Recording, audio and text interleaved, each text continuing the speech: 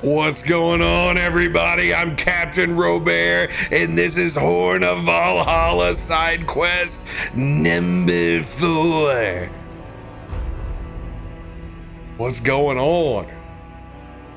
Oh no!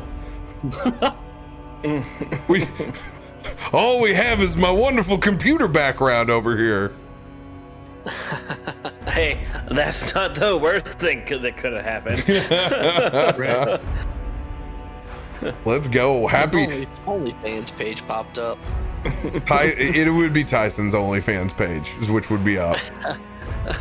I mean, Tyson's the OnlyFans page you only need to subscribe to. That's all you need is Tyson. My poor little buddy, he's posting his mopey pics. So if you see Tyson, go give him some shit. He can't lift all week, so he's gonna be a miserable piece of shit. Hello, Tony going, I need to get on Twitch real quick. Hold on, or Twitter, hold on. Yeah, poor buddy's fucking hurt his back, so he's been in the fucking pool. Get the fuck out of here. My back's been hurting all goddamn weekend. He's got an exceptionally messed up back. Poor dude. But yeah, so send him some well wishes in the form of giving him some shit. He can use it this week. There's gonna be a lot of mopey grams, a lot of edgelording going on this week. Welcome everybody. You survived Monday. You got to Viking D&D. Hell yeah to that. It only took 4 Voodoo Rangers to survive today. Higher plane at that. Yeah. Cheers to that, my dude. Appreciate you guys at Voodoo Ranger. Thank you for sponsoring me and my content for another entire year. Appreciate you very much. Love you guys. Roll20 for upping the sponsorship as well this week. Thank you guys very much. It is unbelievably appreciated. And the D&D Beyond, thank you guys for the insider access. I can't play D&D without you because you've made me lazy.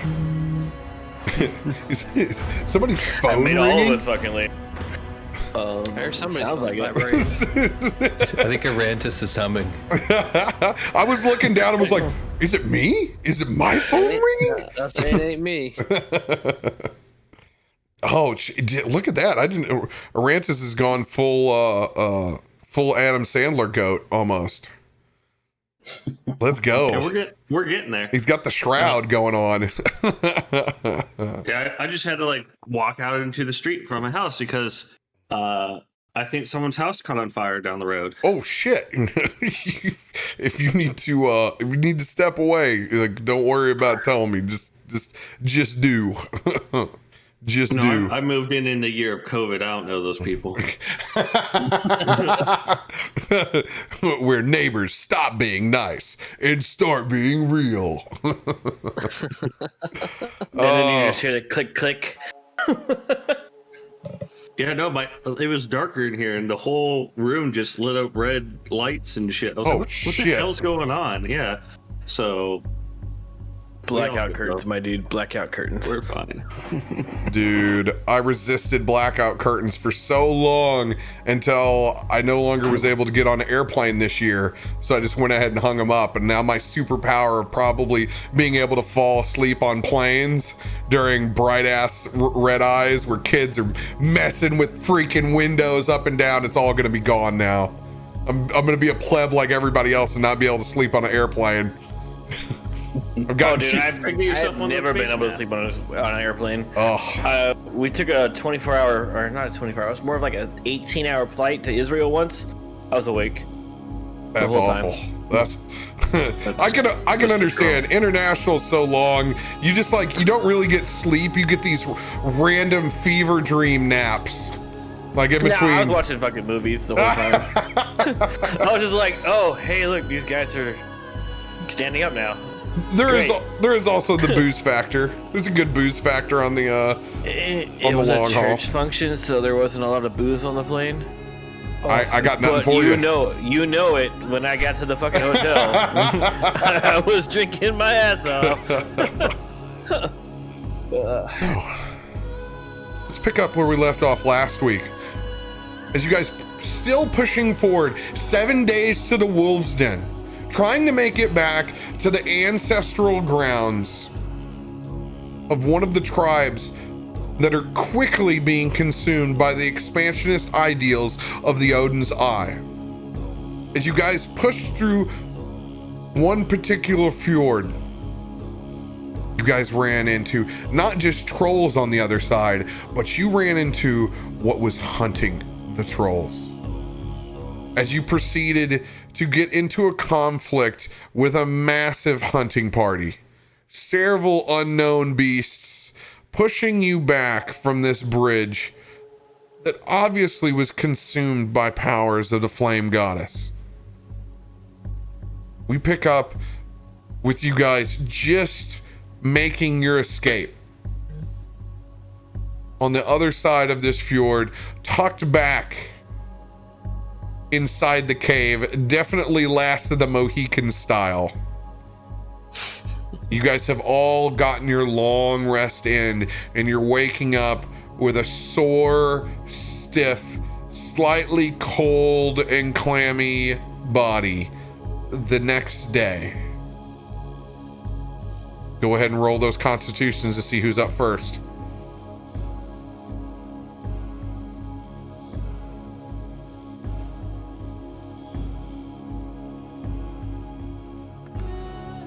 Dirty 20.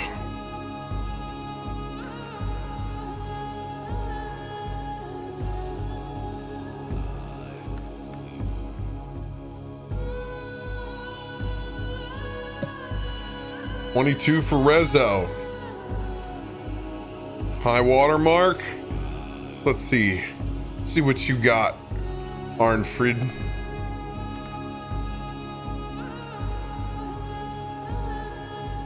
I mean, these would require character sheets, RoBear. Oh, sorry, that's not on my pre-game checklist for you. Sorry. It's been zero days now since I last got my character sheet. I'll add that to my notes for you. I was doing so good over the weekend, man. So good.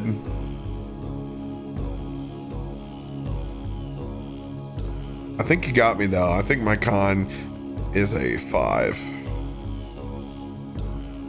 Yep, you got me. You were first one up, Rezo.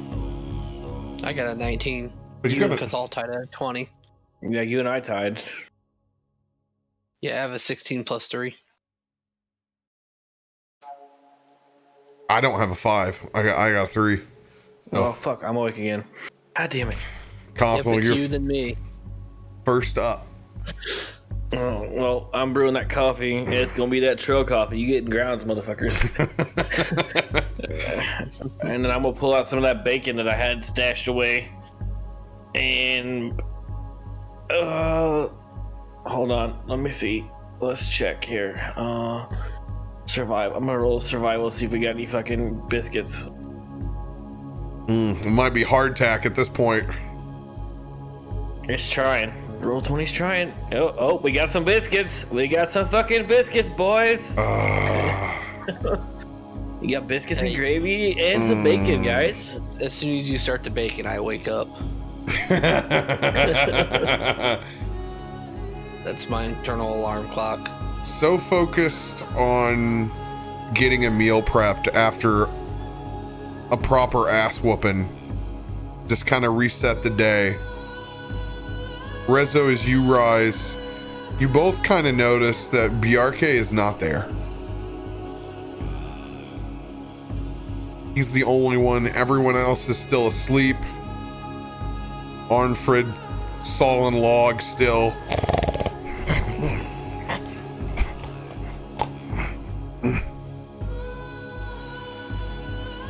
I keep getting a mix of is it Cathal or Cathal?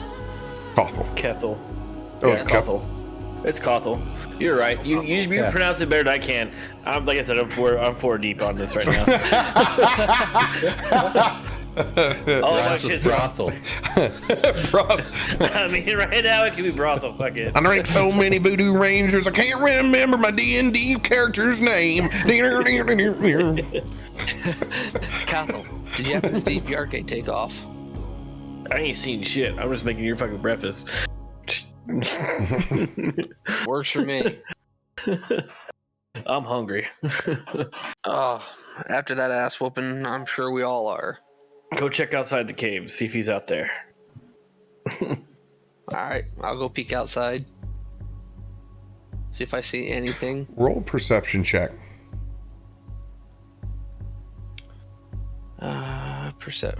Flat roll. Lovely. Point of order, we're all in a higher level than usual mead hall. Snorri was out of level 3 spells. Oh, So this is just the most extravagant mead hall. It's got a sauna and shit. my bad. We all crashed when it was still a cave, but we woke up in this mead hall. So we do have our creature comforts.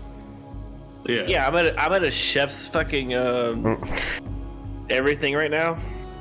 So yeah. I mean, classic mead hall. We got the giant spit right in the middle. Oh yeah, there's a fully decked out kitchen for your castle. I'm still groggy. My eyes are still sleepy. Roll a 10.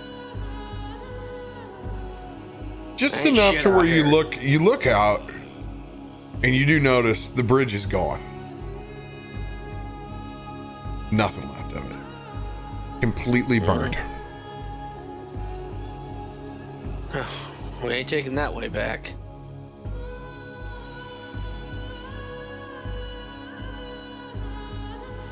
Arnfrid eases up as the grease drippings have gotten stronger.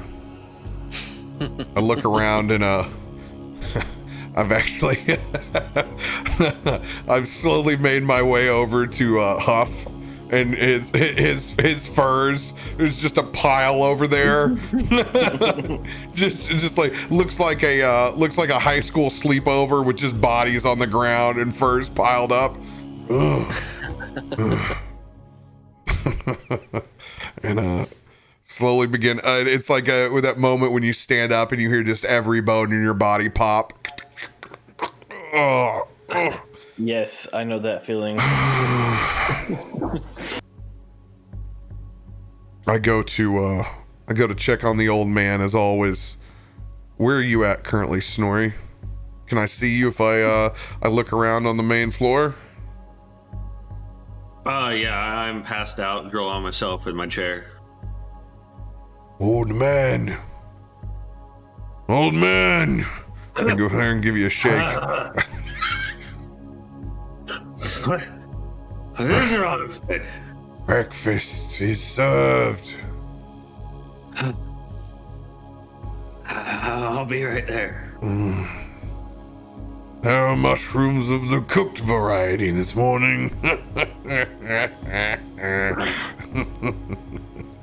I may or may not have stole some out of your pack and started cooking them in God with damn the it. I make sure to at least rip one in your vicinity. Since we were still originally out here at deer camp, I make sure to let one of those stale ones go and you're oh, watch out for the fjord toads. Some bullfrogs up in this cave. Yeah, it's kind of a repeater. It follows me in just a little bit. Each step I take kind of easing out the system. Oh. It's a floater, huh? Yep. I go ease my way into the line, thankful for breakfast. Give you a nod, Cothel, and I immediately make sure and go over to the Woden statue. Just a nice old ancient relic that's kind of slightly overgrown in stone, like that classic Skyrim-esque style statue in the corner, and just kneel down with my bacon and kind of go into a little bit of morning prayer. I'm actually like eating while I do it. This isn't thin bacon. This is some like Thick this is cut. some real thick cut. Good. Thick Oh, cut. Good stuff. Odin would be happy for me right now. It's the epitome of Friar Tuckism at the moment. This is pretty much every character I play. really, really step out of my bounds. Oh, it sounds so good right now though. Thick cut bacon. Oh.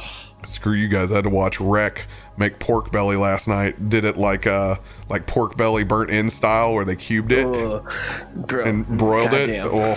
Oh, dude. Damn. It looks so good. I'm hungry again already. Huff, how are you getting up this morning? Huff's slowly gonna wake up and start to pick his teeth. He's one of those individuals that doesn't really believe in brushing his teeth, but Zinger. yeah, hopefully he doesn't lose any of them. But yeah, he's gonna pick his teeth a little bit and head on over to the bacon and help himself. Good news. With Huff's diet, he's probably not going to have to worry about living that long, you know? Oh, man. Can you imagine what that breath is like? Oh, my God. Is Huff the type that takes like half of it RoBear style and then like half? do you insist on like some of it not being cooked, or you are Ruby Shore of the party? Since Huff tends to like to get down on that as rare as he can. He likes a little bit of everything. Yeah, he won't turn away cooked meat. Okay. He likes it raw too. Gotcha. Yeah. Scavenger eats what he can like a true bear. Hey, he likes berries too. Berries are good. Fish. Oh yeah, that's the best. The best part about having the meat haul out, we got that good that assorted not just like broken peanuts and cashews. We got whole assorted nuts. Like it's got all the good stuff in there: cashews, macadamias, pistachios, almonds, pecans. We got the full blend there, right next to a large pile of blackberries. Oh, it's green. Damn. I literally have a can of mixed nuts that is cashews, almonds, pecans, and pistachios on my desk. I held it up. It was great. Hey, I live that Sam's Club fancy assorted is what they call it. Yeah. Exactly. Like I said, though, this time the meat halls had a couple of improvements done to it. We got a shrine, as Arnfrid pointed out, some ode in there, and we got a sauna. So, amid of all this, Snorri's gonna grab. We're gonna start the disrobe a little bit right there at the table. Grab a fistful of fucking bacon and just go head off to the sauna. You turn around, you're like, you don't know whether it's Snorri's bare ass or if it's a shriveled up petrified stump. It could be one or the other. I'm so glad you're a resident old man of the gym. As I get up from prayer, that's like the first thing that I see. It does not deter me from insisting on the sauna. I go in with just a wolf pelt towel though, and as the young apprentice that I still am, even though I'm middle-aged at this point, you know, I'm still a kid to Snorri, and how I revere him. I too take a plate of bacon in and head into that sauna. I just take the rest of the bacon platter. We're just carrying like that's a lot of fucking bacon you used. That's like 7-8 pounds of fucking bacon. Oh, we're gonna need it. Plenty to go around. Well, lads, I haven't dishonored myself like that in many years.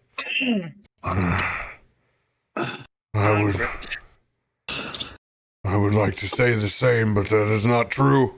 I've made a habit of dishonoring myself plenty. They were prepared for us. I was not expecting a hunting party. Let alone the cult of the flame has permeated this far now. More than just permeated this far.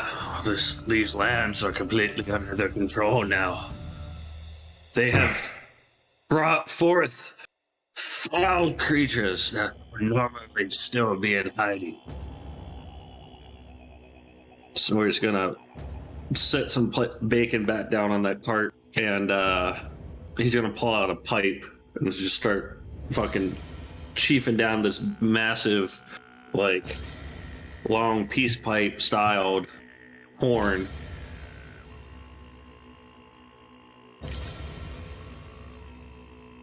I'm passing it around. Hell yeah, pass the peace pipe.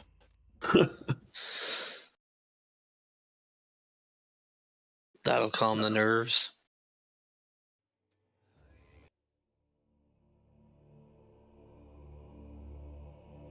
We get a blip?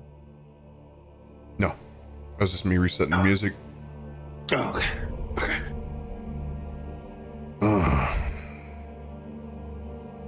We'll have to take another way after we rest ourselves. And has anyone seen Bjarke? No. Cathal was the first one up, and I looked outside the cave and I didn't see any sign of him. The bridge is gone, though. Bridge is gone.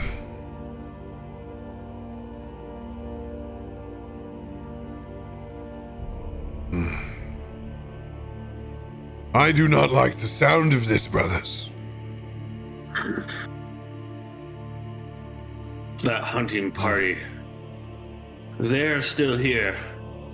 That we will not be able to cross, but perhaps we may devise a means where the gap is still shallow here.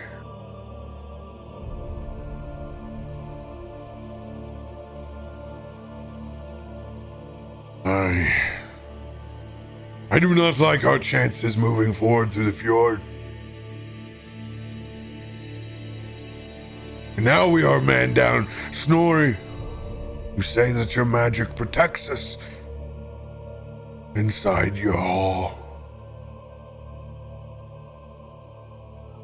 There isn't any means for anyone else that you do not want to step through, correct? Correct. I do not like interlopers interfering in my place of rest. Of course not.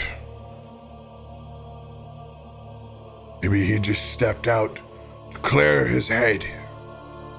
Maybe run. Maybe howl at the moon.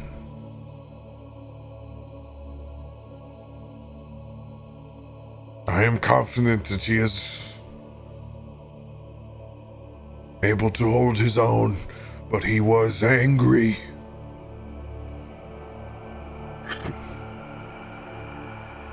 Hopefully he is working through that, so his anger does not consume him. Yesterday was a sign. You are only as strong as your weakest link. Sometimes separate ideals will pull you apart.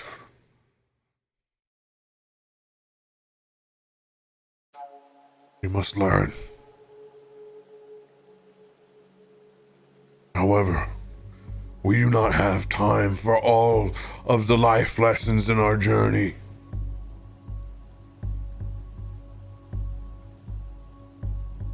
It will indeed be even longer than 7 days to the wolves now. DM, how far up the mountain are we?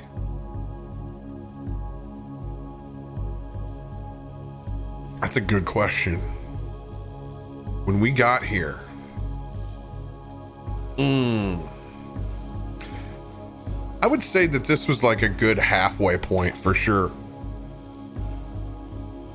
Okay. Just, pretty much enough before you really need like winterized gear, or you need to be one of the hardy bear tribesmen.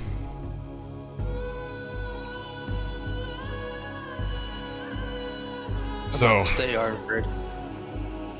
Looks like there's a new face here. Looks like there's Ardril. in our midst. The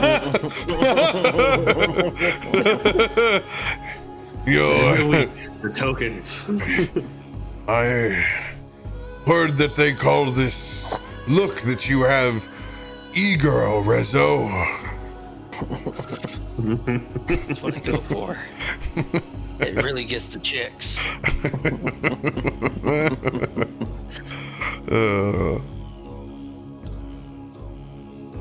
I mean, maybe we need a good druid. You being the preeminent tracker and navigator among us, what is your experience in the peaks and the summits of the mountains? If they are to hunt us, I do not tend to make it difficult. I do not tend to make it harder on ourselves than need be. The larger game they seek is slightly towards the bottom, while life is thin and tiny at the top. If we go over the top of the mountains, can you guide us? We will definitely have the advantage of avoiding them. But who knows what monsters lurk up there? Or how far the Cult of Fire has reached. I am not as worried about what dwells in the peaks as much as the conditions.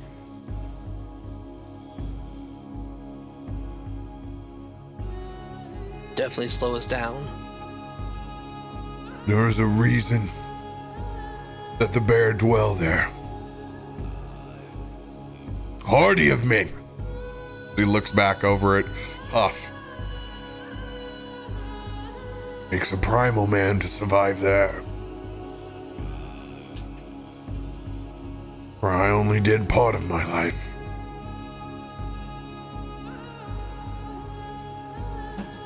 It can't be Sometimes done. men who are no men at all. More beast than man. I agree.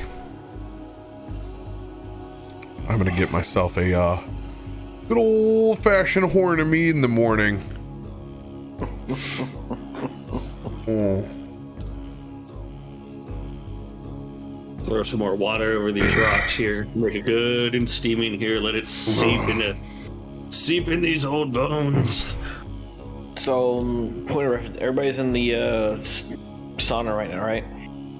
Eating bacon, yes. Yeah. All right. Well, then Carlton's gonna walk in with the biscuits and gravy that are finally finished, and set them down in the middle for everybody, and join you guys.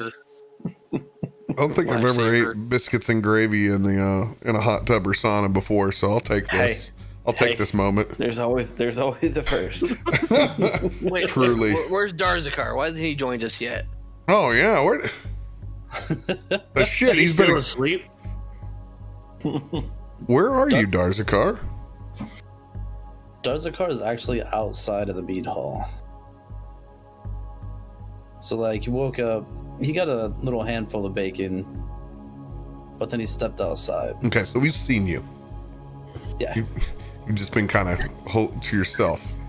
Yeah. He's been off doing a thing. Don't think there's any goats outside, so you're good.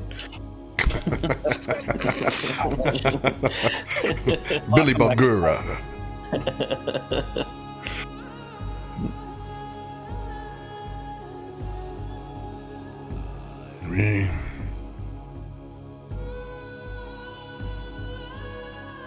The ford was the shortest way.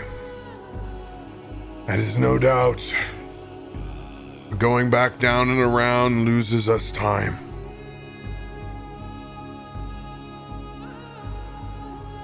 We have options.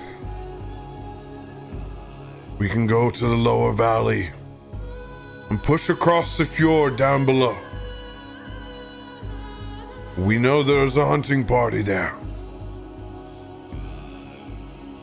On that side of the mountain, we are susceptible to the Odin's Eye. They can reach us at any point in time on the shoreline. If we go back and around, we lose precious time. And we must push through weird forests and strange plains. Or we can try to traverse the mountains entirely, which I do not recommend. I do not think we are prepared in this everlasting winter. We could risk trying to go up, over, and down to the other side as well.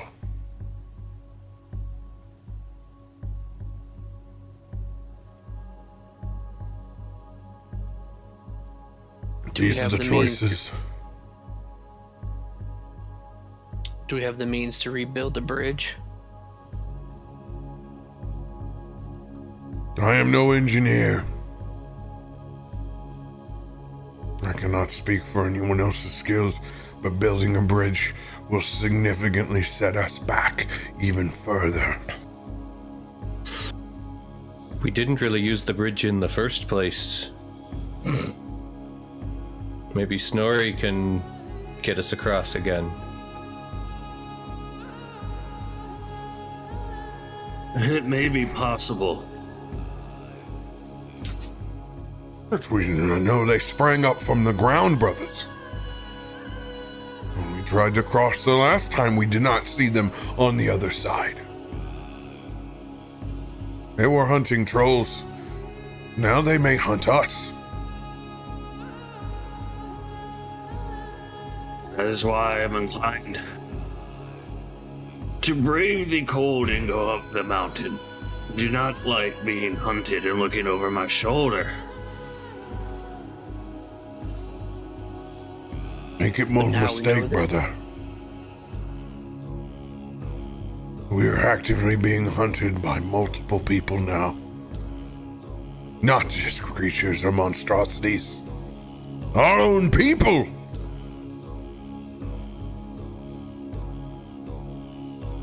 Rizzo, what were you saying? So, but now we know they're there.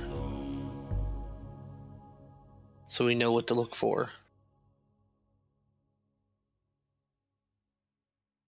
That does not mean that we will find them, though. Before they find us.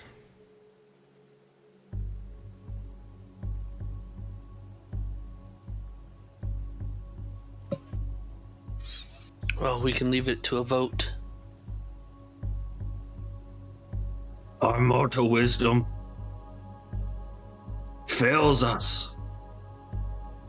Our mortal strength has already failed us. Arnfrid. I agree. Arnfrid.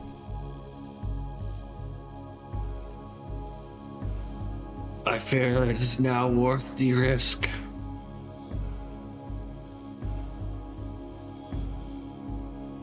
Will you be able to restore me if I slip into madness? Yes. Yes, Snorri. I am strong enough now.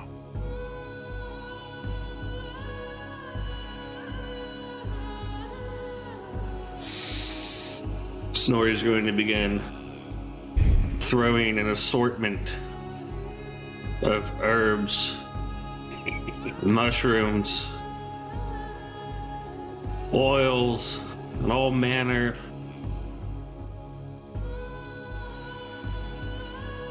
over top of these hot stones.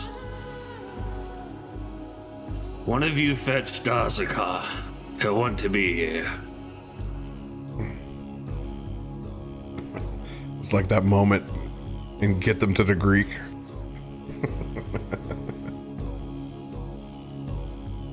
I will go fetch him. As I get up and begin to head my way out the meat hall to go find Darzakar.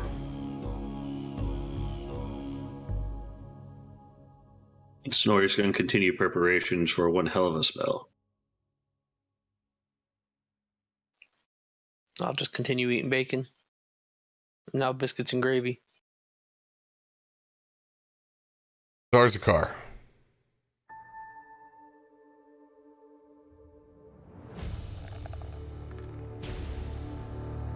Perception check 14 as I step out of that mead hall. Do I see you? Yeah. I'll be more off to the side, kind of close to one of the cave walls. Kind of crouched down in somewhat of a praying position. I'm gonna have the same mat and tools rolled out in front of me as what I pulled out on the bridge. And there's gonna be a rather old skull laid atop this mat.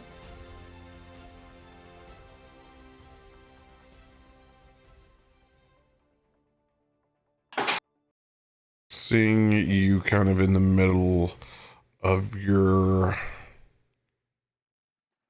religious experience,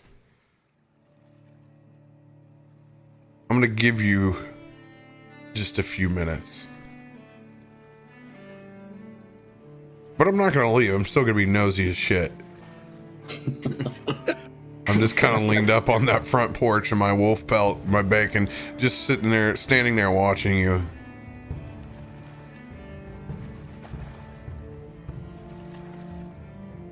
Let a handful of moments pass by. Zarzakar!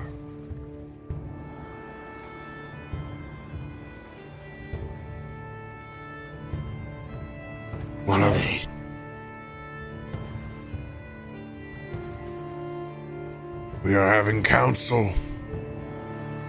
Your presence is requested, particularly of Snorri's. I always leave it to that old crow to be requesting everyone to be coming around and doing shit, and you fucking I swear to fuck's gonna be eating more of those damn shrooms.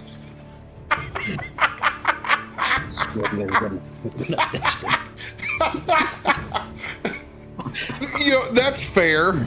I think that's all fair, actually. There's a bit of Arnfrid who enjoys the honesty in your curmudgeon this morning. Come, brother, come. Come. We'll let you get back to your Eldritch invocations in a minute. He'll finally roll everything up and put everything away. He's still just grumbling. As he watches you put away your goth Barbie dolls.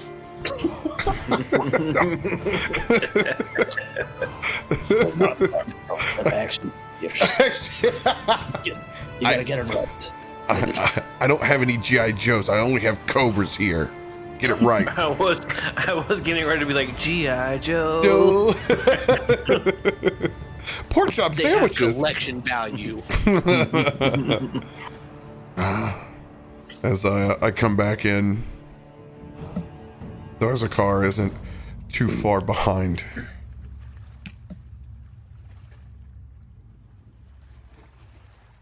Are you ready, Snorri?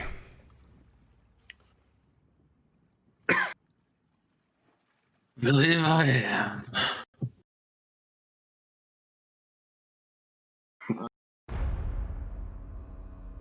You'll start to see Snorri pull out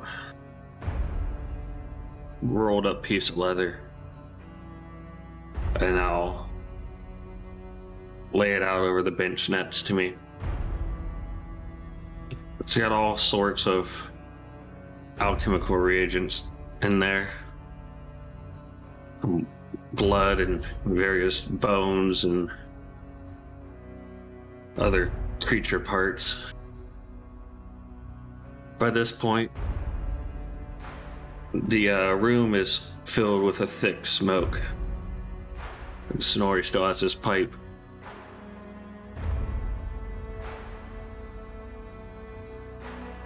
I'll begin pouring a large container of human blood onto the stones in the middle of the room as the smoke begins to turn black.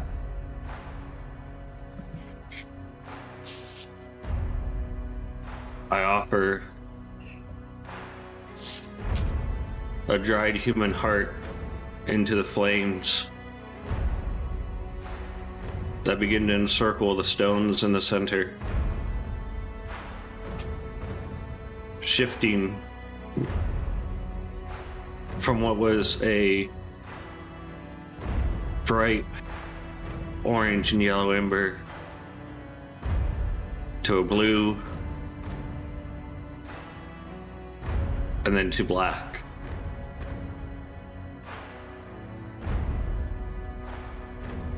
As all sorts of manner of colors and visions dance in the smoke in the room. I will take a meditative pose. Begin casting the spell. Blood to blood. Throw more blood on the fire. Bone to bone. And I place a human skull in the center. The flames engulf my hands, but they do not burn me. Night has fallen. Day has flown.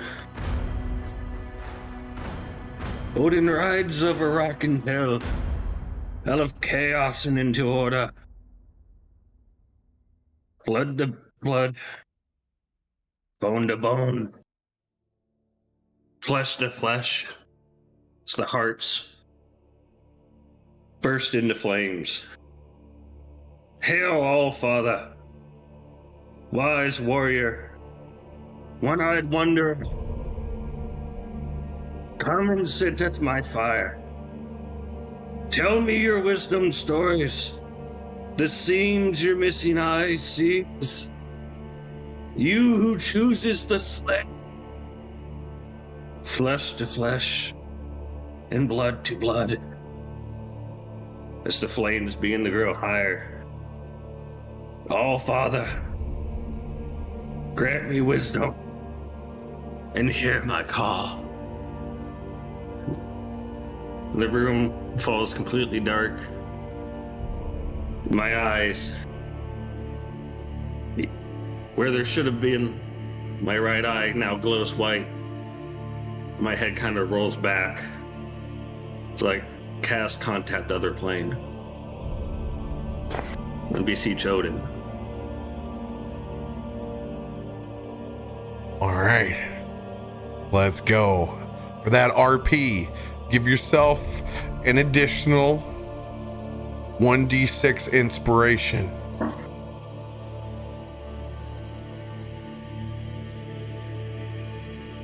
The spell you are casting is called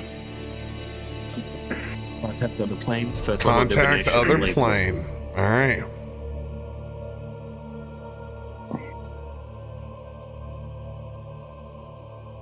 I need to make a DC 15 intel check. So I have a +5 on it.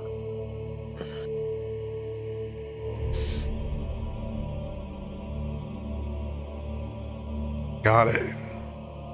Arnfrid is concentrating. Let's go. Let's go. Arnfrid anxiously looking and watching,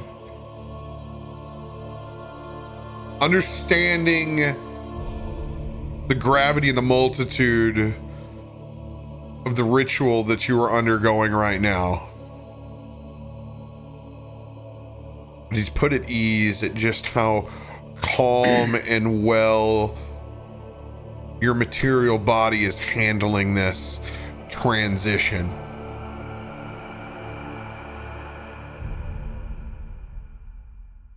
As you flowed in to what is like an ethereal sea,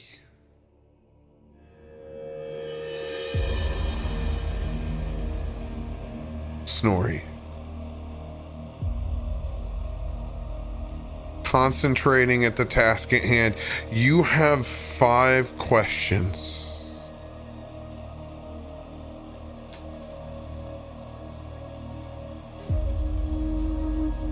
First, who are you concentrating on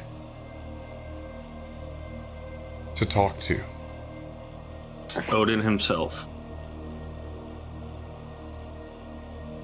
All right. I want you to roll an additional D100. And I want you to select 20 consecutive numbers. Go ahead and... Oh, ignore that one. I jumped ahead. Yeah. Right? I choose 73. 89. Got this. I will choose from 80 to 100. Sorry, 81 to 100.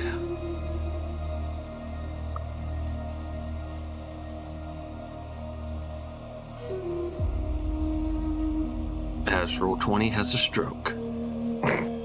It's concentrating on the spell too. Oh, 32. 72. Roll your D4. and your D6. 79. Reaching out. Hold on, have him roll his D6 real quick. That's only if he wants just- to. That's only Yep. if he wants to. He can't use I have multiple. inspiration. He can't use multiple inspirations. Okay. Not even if I have a card. I mean, you can play one card, and you can use one inspiration.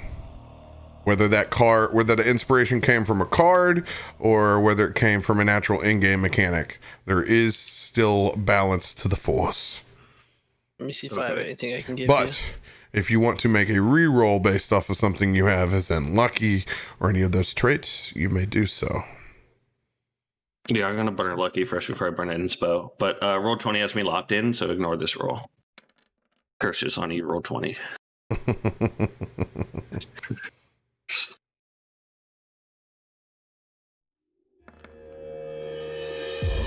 Oh!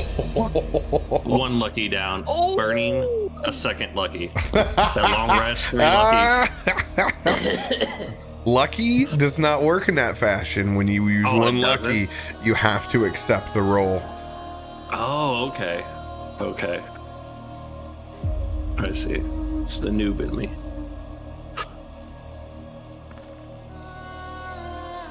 Roll20 just locks you in. Roll20 doesn't care. And then it throws a 78 on you. That's cruel and unusual. I know. I already had the 100 clicked, and it was like, Oh. you must roll it now. Fuck. So I can give him an advantage card, right? so we can keep that 78. I'll just give him out of my pocket. My cards.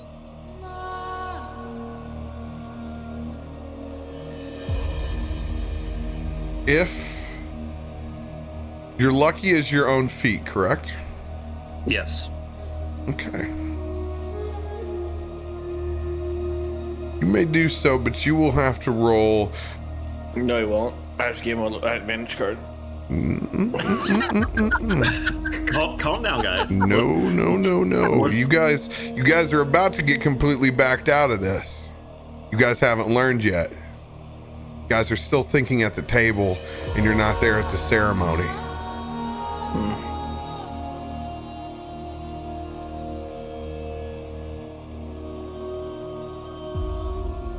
How are you assisting, Rizzo?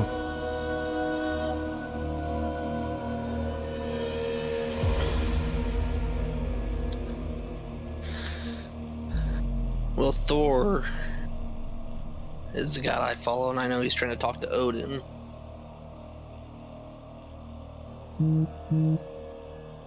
So I'm going to try to appease to Thor At the same time, Thor,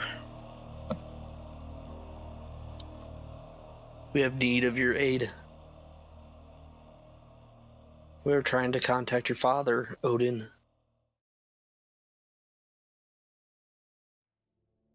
We have a dangerous trek ahead.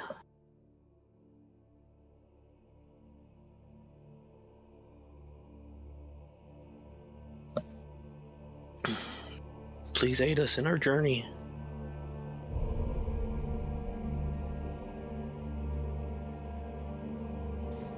Rizzo says a prayer to himself. Anybody else aiding in this ritual? I actually had a bit of a peculiar question. So, since he's casting this, with Rizzo able to speak to Thor, or at least try to, Darzakar, like, we all get what's going on, right? Yeah, I mean, you know, we're communing. Darzakar is actually going to try and commune as well, but on his own little, like, using. Can I use Snorri's spell to, like, communicate to my own? Okay. No. This is all about trying to help and assist what Snorri's doing. Gotcha.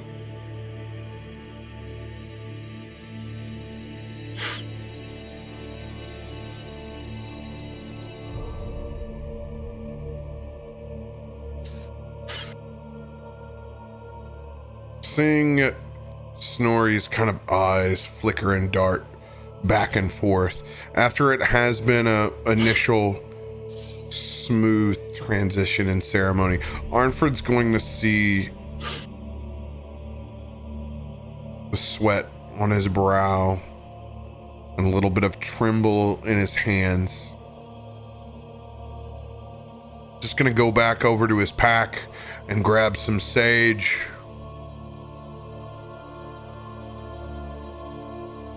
Go back over to his ritual circle and runes. Spark and light up just a bit of that sage. Just kind of think to himself as he's still watching very carefully. You got this, old man. I've seen you do it too many times. You've got it in you.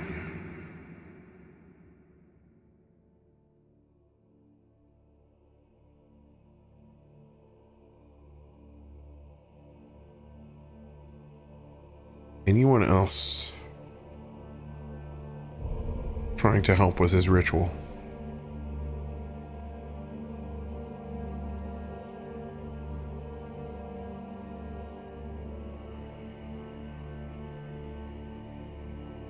Rizzo. Roll D100. Pick 5 consecutive numbers. 5 numbers.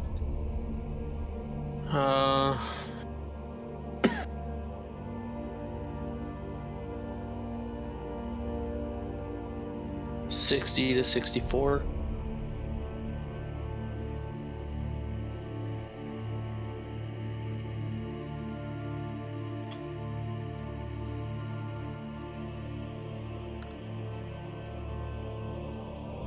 Keeps teasing us with that single dice. We always look at the single die and not the double. Right. You say your prayer.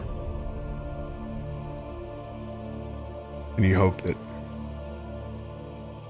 Thor will hear it somewhere. Adding back into your actual ritual pile.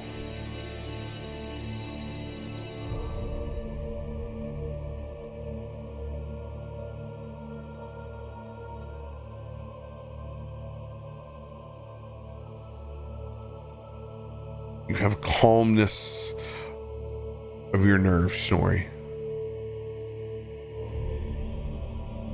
The sage helps settle you down just a little bit. Get a little bit clearer mind, as I will let you have advantage on that roll.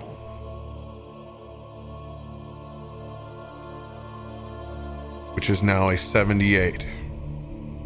Those are the kinds of things that we're looking for when you assist. Think about how you can aid in what the other player is doing. Try to help them restore that natural advantage that is always innately inside your character in 5e to be able to help your others at the table. Try to figure out ways that you can add to what they are doing. You are currently at 78. Now, this isn't all or nothing. This is just the jet stream to Odin.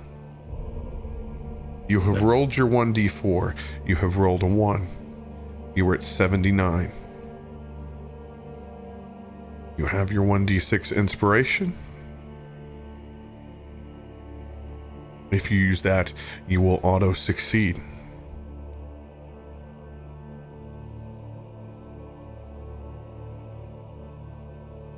If I'm using, just trying to follow, if I'm using the 78, wouldn't I re-roll the 1d4? You may do so.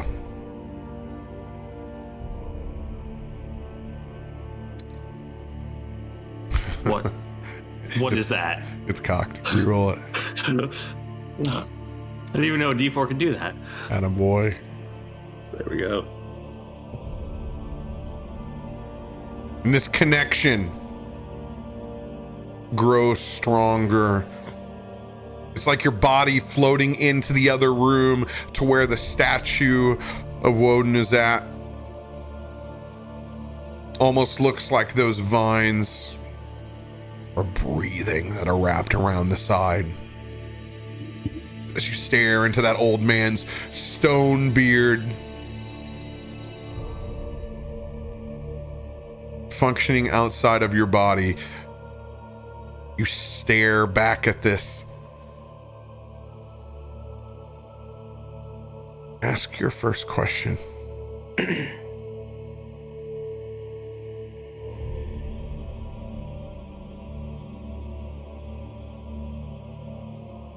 Father, is Ragnarok truly upon us?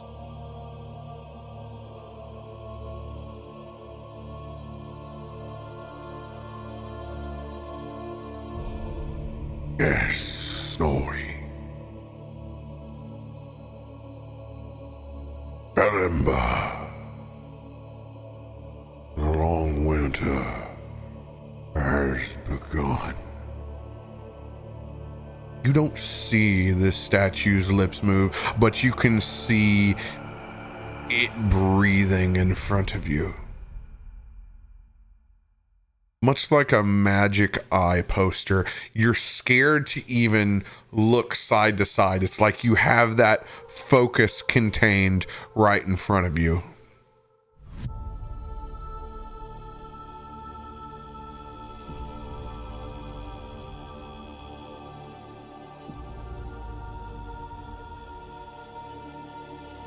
Is the Red King beyond sick?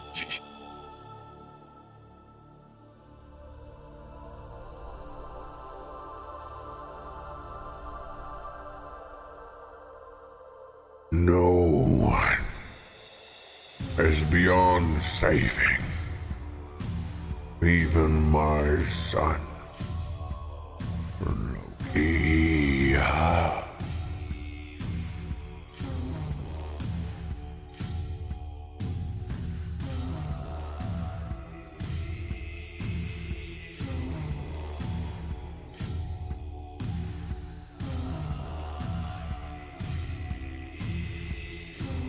All Father,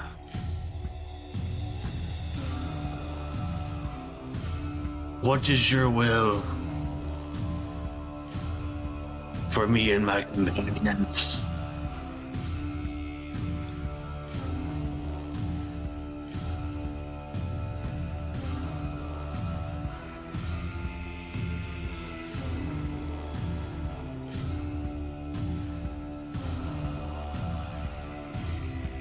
Your will is to crush your enemies.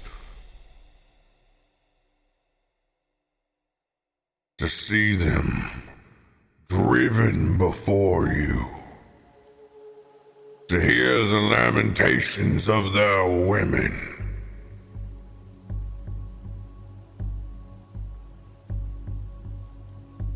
This is what is best in life. Snorri.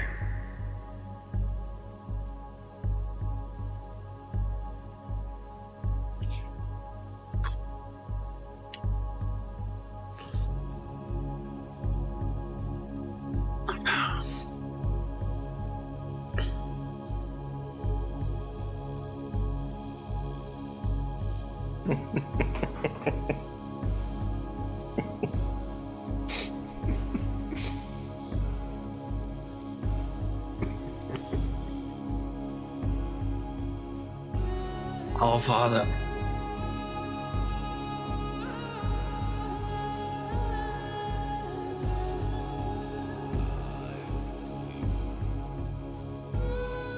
will we find passage over the peaks of this mountain?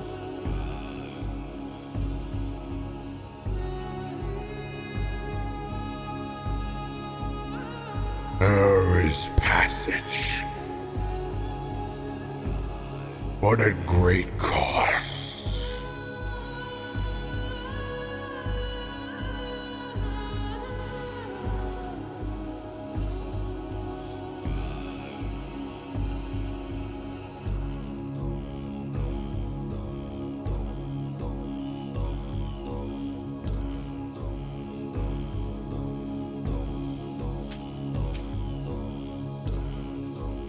Who must I kill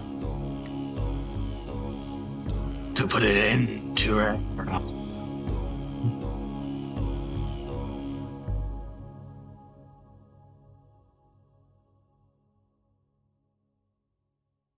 There is no one that can stop Ragnarok.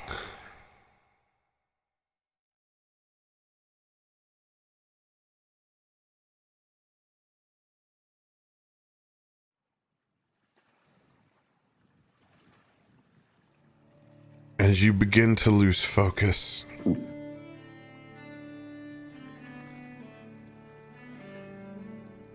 you can feel the water beneath your feet.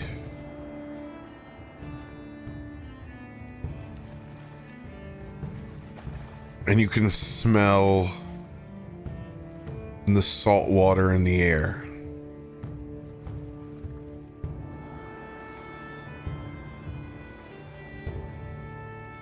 And as you regain your focus, staring back at that statue, you open up the front door to your magical hall.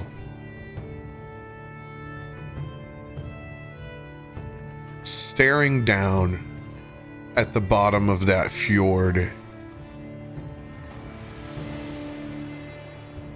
is a brand new longboat. Looks untouched.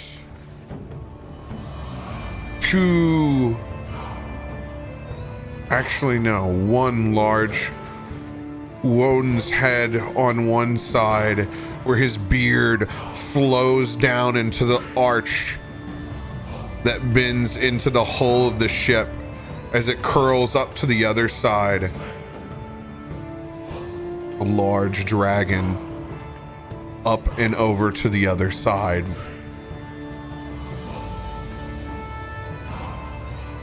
And you gently think to yourself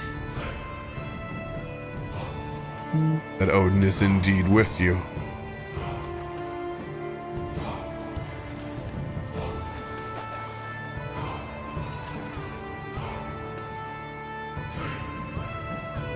Good questions.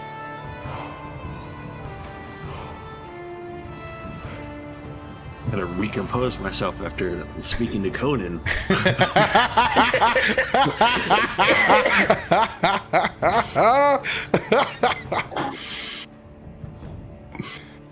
Easily the best quote I've ever retained since high school. Yes.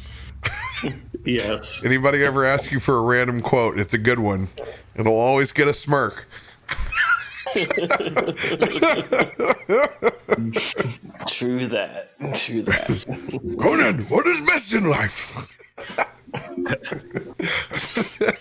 All right. So, looking at the bottom of the fjord, standing in salt water, am I still kind of astral at this point? Well, those were all astral feelings. Yes. Okay. This is all, you can pull yourself back into your physical body. Maybe Huff will help with that as he puts his hand on your shoulder and kind of shakes all of his fur off to get dry. And says, "What are we in some kind of a Christian monastery? What's with the praying? Let's go." I'll walk back through. As I imagine, I'm traversing a kind of ethereal plane back towards my body. It's like the yo-yo effect, like the rubber banding in a game. All of a sudden you're like, ooh, whoa, shit! Arnfrid's terrified with you shaking him in the middle of this, but he can't do anything, you just do it. Ooh, you are yeeted back into your body. God, okay. I need you to make a saving throw. Constitution. DC 15.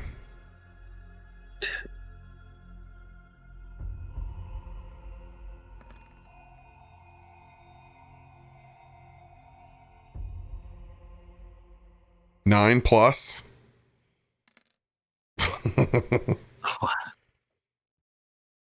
Gonna burn her lucky. Smoke him if you got him. One thing I've learned. Oh shit! 12. Oh, 14. Yeah, plus the 2. Yeah, so it's 12 plus 2 for 14, and then Circle of Friendship plus 2. Oh, okay. So you got to 16. Ooh, as you open up your eyes, you do not take a point of exhaustion. Well done, old man. Well done. Did you find the answers you seek? Some answers. And many more questions, friend.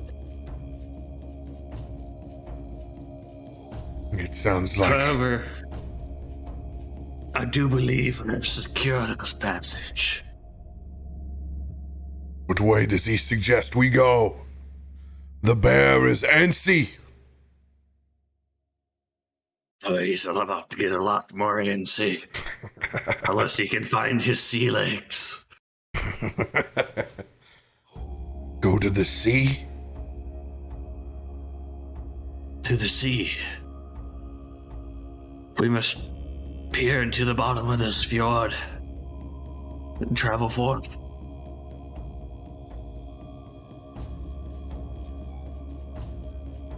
That is my suggestion. I vote with what Odin says. We go to the valley.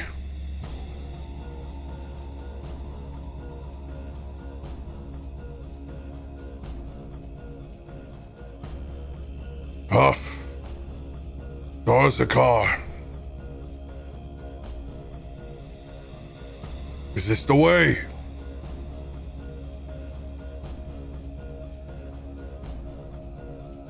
This is the way. This is the way. If Snorri says this is the way, this is the way. I love it. I too follow Snorri. And gather yourselves. We make our way down to the basin. Arnfrid's gonna get up and start to get himself collected. Anyone else doing anything before we take off from the magical mead hall to go down the side of the mountain seaside? Snorri's gonna stand up and walk out of the room. So we open the door, just all kinds of craziness pours out of there. And I am still just in my birthday suit, greeting the morning sun, dripping sweat now as I walk over and summon a large horn of mead and down that thing in one go.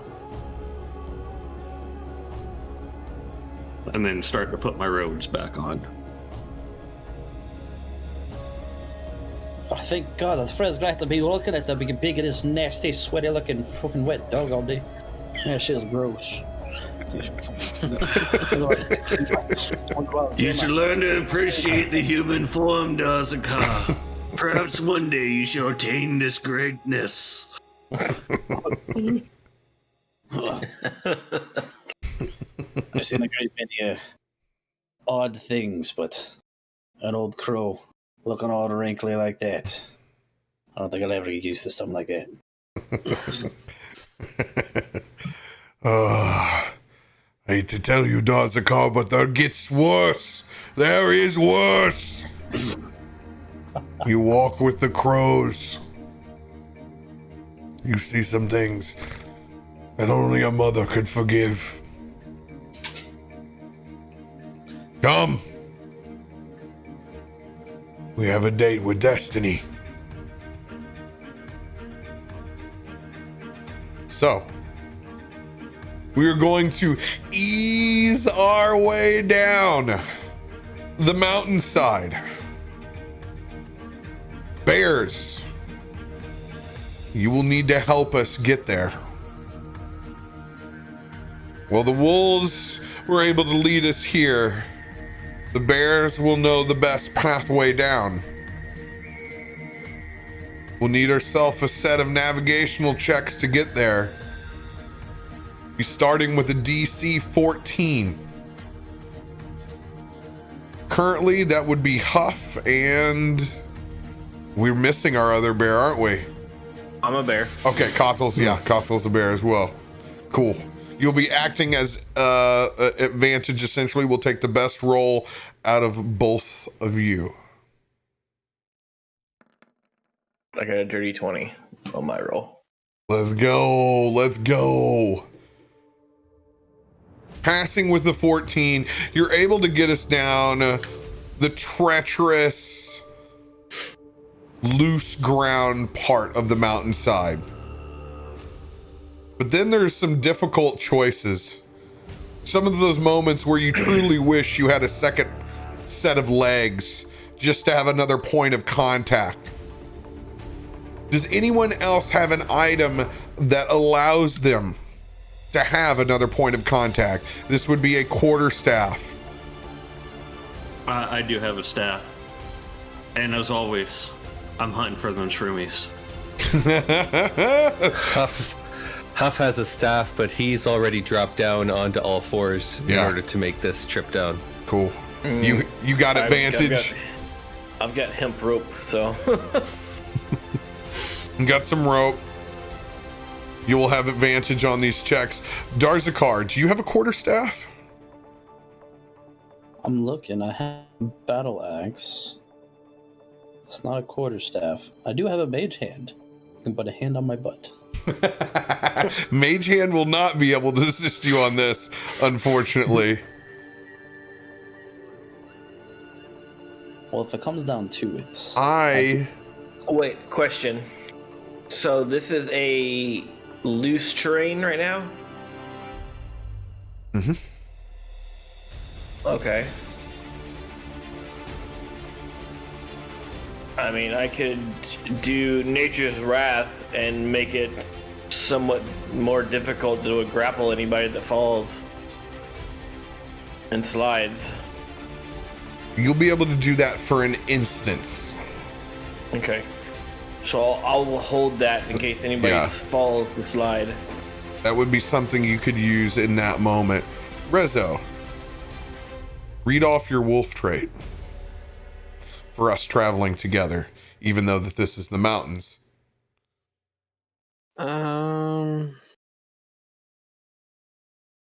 You learn to conduct your pack on every track. Your ability to navigate the wild becomes exceptional, and you learn to anticipate the moves of your enemies.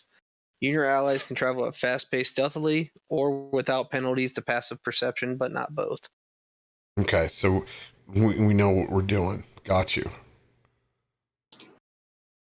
Got you. But as I say, I have rope in my 2 battle axes that I managed to climb with. You have been climbing with battle axes.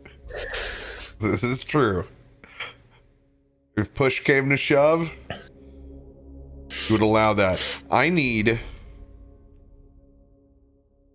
athletics checks from the folks that have items. So this will be all of us. I'll allow you to use an axe like you would a climbing pick. So you have advantage on this roll as we're going to go down a little bit of treacherous territory. DC is a 16. You may use your athletics or you may use your dexterity. It is your choice.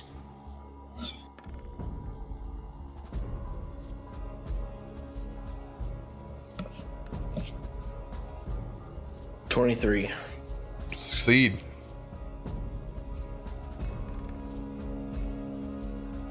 $20 for Huff. Succeed. Ooh, Darzakar. Oh, dude.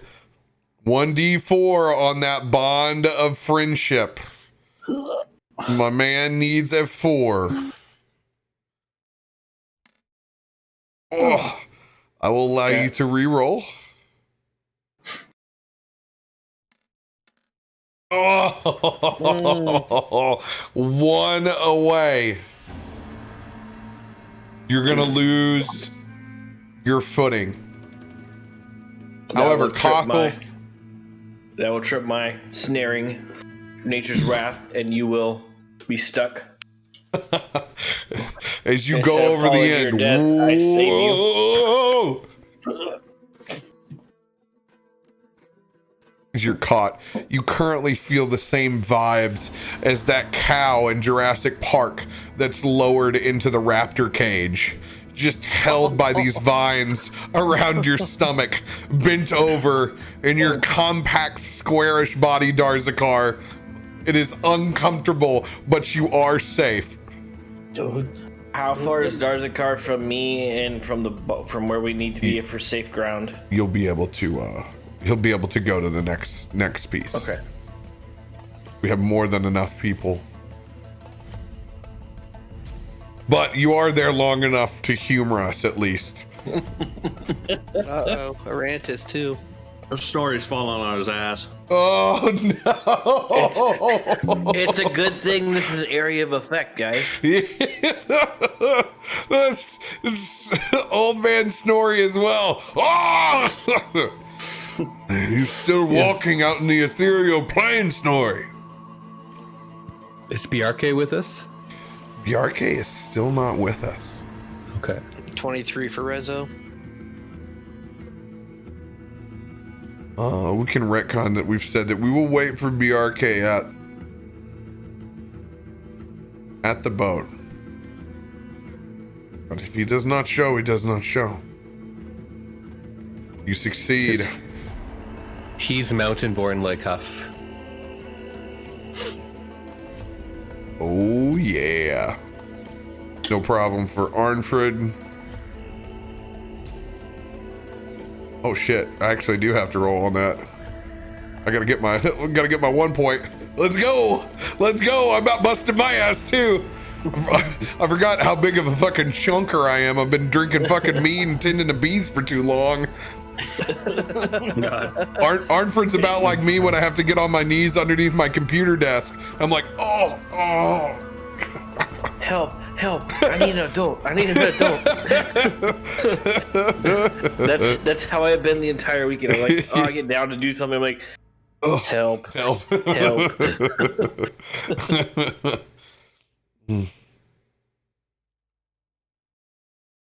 Guys, move on to the next stage. This part, it is steep going. This is that last little bit before we get in the clear. And it's one of those to where if you rush it, you know you're gonna fall, but you're gonna keep falling. And you're gonna keep going until you get to the bottom. This is the most difficult part. This is a DC 18. I, for one, will get on the rope. I do not trust myself. I look back at the old man. Don't you dare not get on this rope. On the road. Still kind of drunk from that massive horn of mead, and the out of body experience. Story's a little fuckered up. Cawthon walks over to the side of that mountain and like puts 3 of the pins in the fucking wall and ties the rope to it so he can have an anchor for everybody to walk down with it. Okay. Oh shit. Ooh, Master Chef Feast. Let's go. Thank you. Now, this is how this will work with us roped up. You literally are daisy chained. So you will be helping the person that you're next to at all times. You can take the roll. This will be like advantage style. You can take your roll or the one of the rolls in front of you or behind you. However, whoever starts is on their own till someone back behind them rolls. So this would be your best climbers. I have an 18 or plus 8 athletics. Plus 6 athletics. Alright, so this is me and Snowy first, boys. Snorri just starts rolling down the hill on his side. So you want to get these people in order to where there's a point of contact. How far down to the bottom would you say? How far down? It's not so much the initial part, but the gradual, like, you're going to have so much momentum, you're going to just all the way down. Snowball. Yeah, Okay. you're going to snowball effect down. Would I have advantage on this since I put the pins in the wall and tied a rope to it?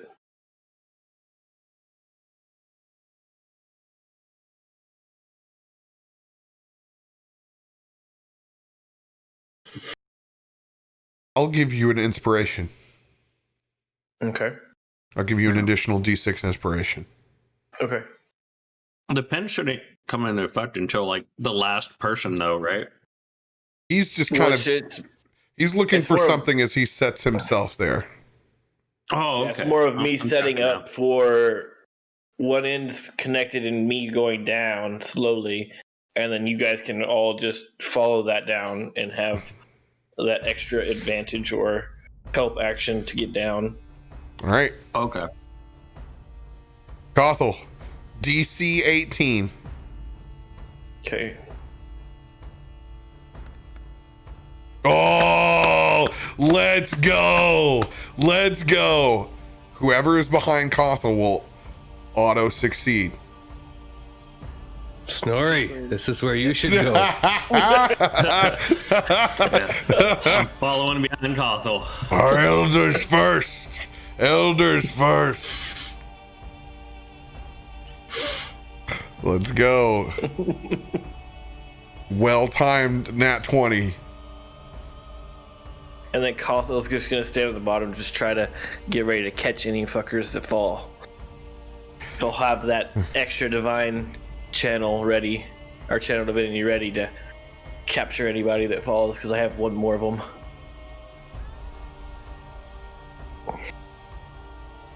You would want another strong individual to go next. Alright. Now, do I get advantage for the rope and stuff? You have a 1d6 inspiration because of the rope, Okay. but not advantage. Oh, 11. D4 and D6, right? Yeah. I'm gonna use a lucky card. Ain't no way I'm taking that. Smoke it. It's better. 15. There's my 1d4. Let's Nice. go. Let's go. Arnfrid looks at Darzakar. Go.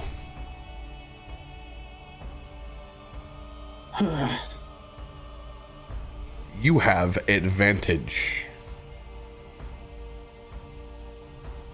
Well, I mean, I guess if the crow made his way down, guess I have to go down myself too. Shit.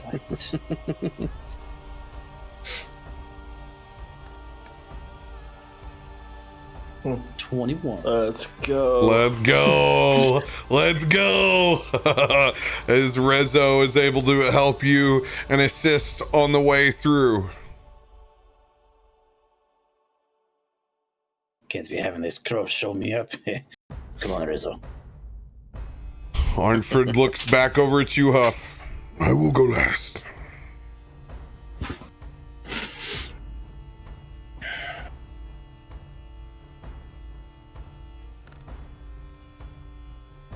$16. Oh, let's go. Dude, that D4 is so clutch. Your extra points of contact, you make it look like child's play. Arnfrid. Big old fat +1 on this bad boy.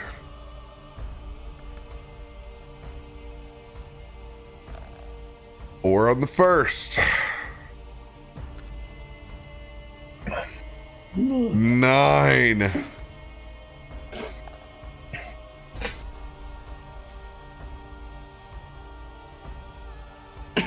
$11. Huff. Hold my paw, big man. This is your chance. I need you to make a D20 athletics check to try to grab that rope, or I'm rolling. I'm about to come in like a wrecking ball. Can I do it with my aspect of the beast, since I will be lifting something? Carrying something? Sure. Okay. Oh, hold me closer, Tony Danza. Instead of a rope, vines around my waist as I end up going end over end. Just even your giant arms wrap around this mead gut. That will leave a bruise. That will leave a bruise. Arnfrid, you do not go straight down. You have to go side-like. It calls to me like a siren. When I lean over, I just lose consciousness for a bit. I've never been great with heights. Why I walk down the mountain to the crows. I think that maybe you are top heavy. Have not seen your feet, maybe other things in a long while. And it's true. Arnfrid is afraid of heights. It's part of the reason he left the mountains. Can't handle that shit. Fits perfectly. I thought you were going, it's true from what I said. Just seen his little brain in a while.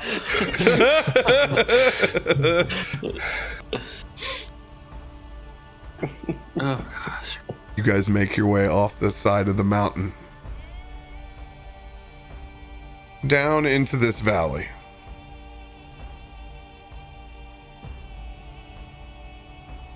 You can see very faintly in the distance, Snorri, you can see that longboat. It's like a jewel on the horizon to you. When you're down here, though, just the lush nature of this fjord's valley is gorgeous. As you guys all kind of take in the beauty at the same time, it's just a shame that you have to keep your head on a swivel for this hunting party when something of Odin's glory looks like this. Just that pouring water down from the waterfall. If things weren't so tainted right now, you damn near want to spend time here.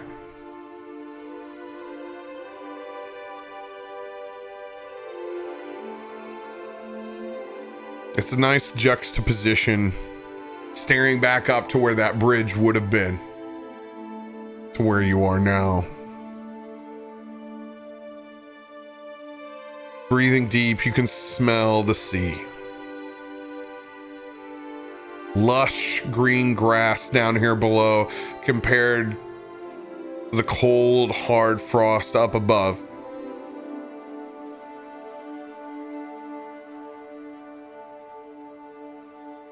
I want whoever's leading to make another survival check.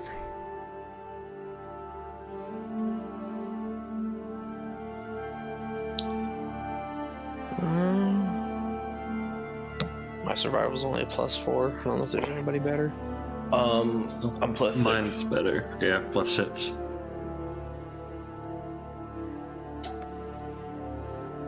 $25.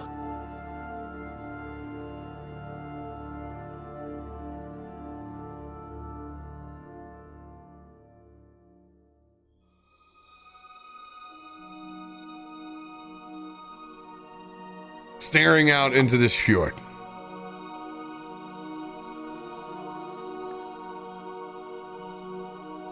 In particular, you notice a patch, kind of a tributary that breaks off, where there's exceptionally green grass. Staring back at that, you think, there's a good chance there is some fresh water pouring in from that spot. It looks lush, vibrant. Be a good place to fill up before getting on that ship.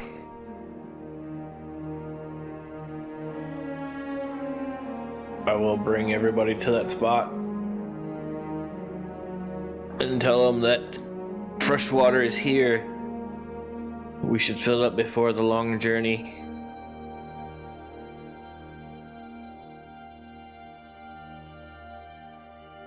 Odin is truly with us then. This is what we need for the trek. How could he not be?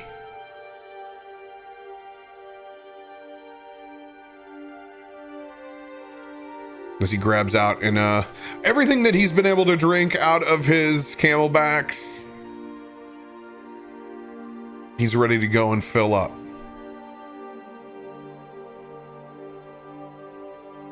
Who are the front two in the party at the moment?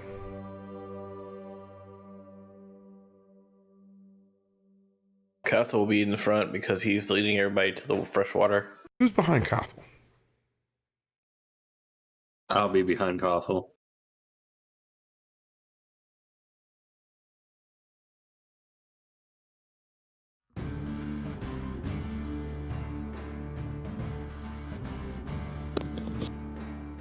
guys push forward up through this stream. It's almost like a thick peat moss beneath your feet. There's just a little bit extra sparkle to the frost and to the grass down below. Looking at this water run, this is truly a magical sight. And then you guys look up, and I'll be damned if you don't see what looks like a statue of Thor. Almost 5, 10, 15, 20, 25, 30 feet high at this basin. Rezo, it catches your attention immediately. Pushes a smile on your face. And he's been here with you the whole time.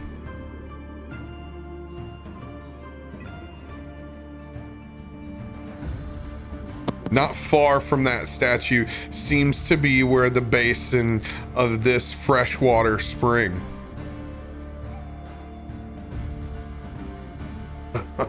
Gothel. Well done. Well done. As we begin pushing out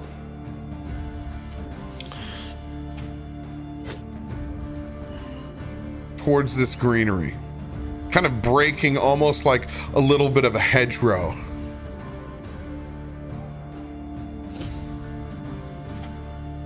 We stare out, getting a greater view of the statue now than just the side profile that we had. And it's almost mortifying what we see. As you stare across and you see two pairs of legs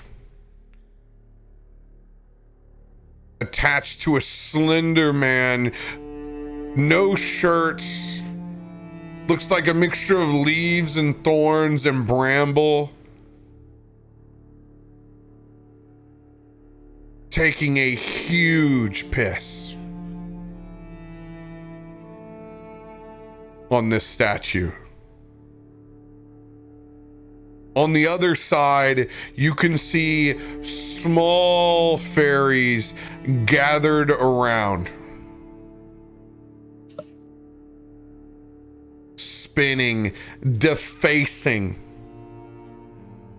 Small mustache being drawn across the front. Part of the statue actually chiseled off to remove his beard.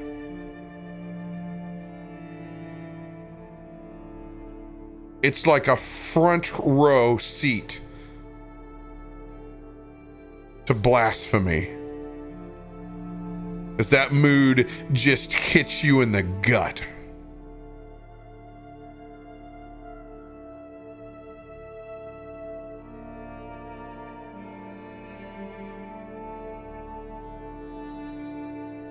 You have no idea who this person is as you watch him continue to take a leak all over the son of Odin.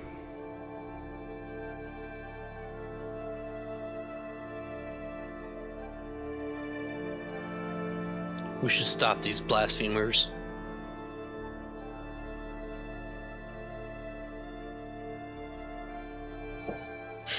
Snorri, you're a man of gods.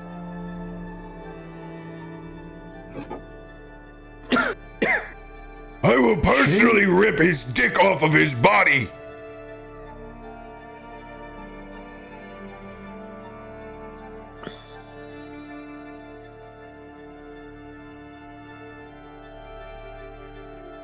Snorri begins casting a spell. So does Kothel.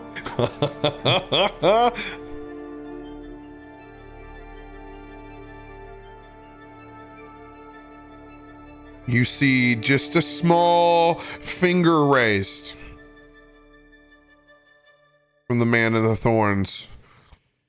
1 minute, please. I am producing some of my finest work.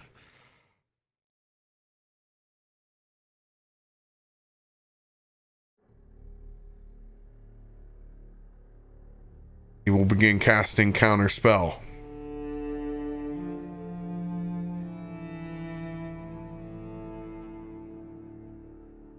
Now, To whom?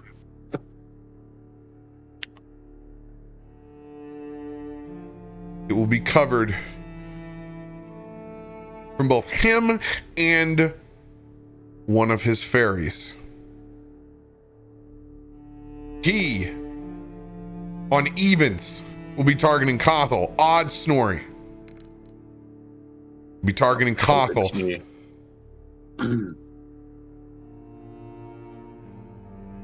The fairies on Snorri. His is a plus 12. This is just a 5th level. The fairies are at a 3rd level.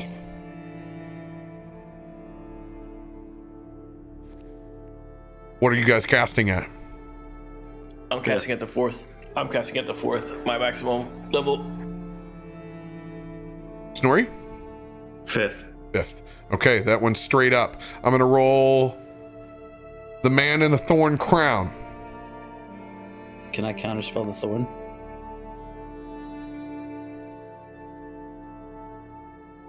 Let's leave it at head to head. Okay.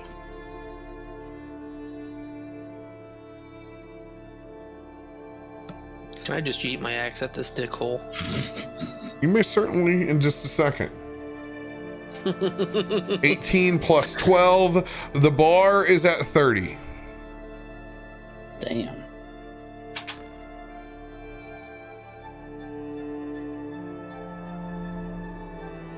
$19. He will counter Kothel's spell. Fairies. Jesus. This is an 8. That is a 26 is the bar for you, Snorri. Okay, I'm 2 levels above. Would that give me an additional 2 points on that? Is that how that works? Mm-hmm. Okay. So I'm at a plus 12. Of course. 17. I'm gonna burn my last lucky on that. Oh, darn you. You also Fucking have roll like a D10 from earlier from me. Oh, that's right. So, wait, what was the first? You're at a 20. 18 plus.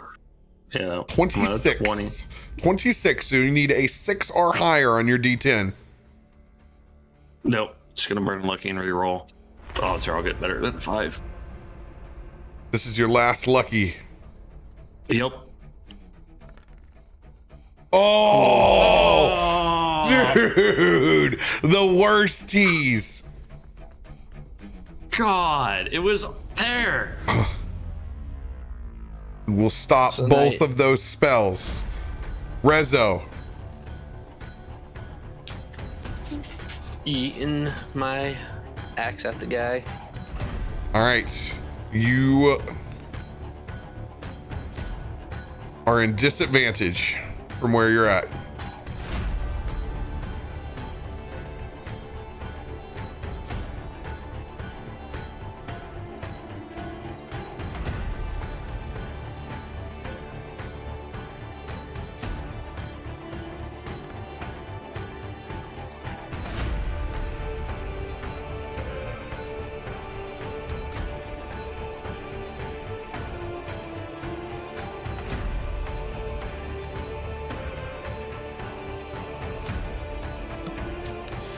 $19 on the first one. 19 will miss as it snags and gets caught into a section of thorns. I said I was almost done.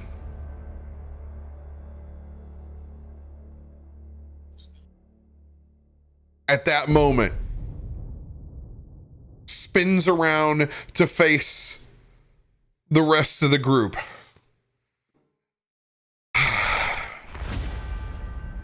He always said followers of himself and his father were impatient. I see why. As he extends a hand out and begins casting a spell. Counter spell. At the 5th level. All right. This will be a plus 15 for him. God. He will use one of his luckies on that 4. Oh, almost got the 1. 21. Okay, it's just straight up then. Mm-hmm.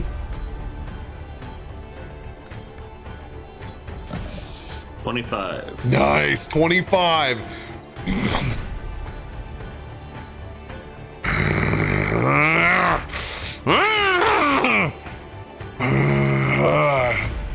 And I will begin casting the spell.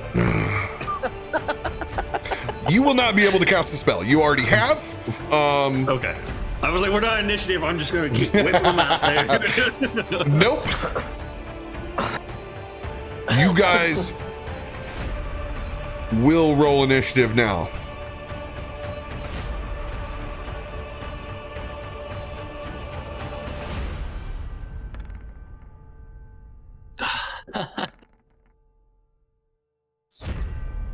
What? Oh God!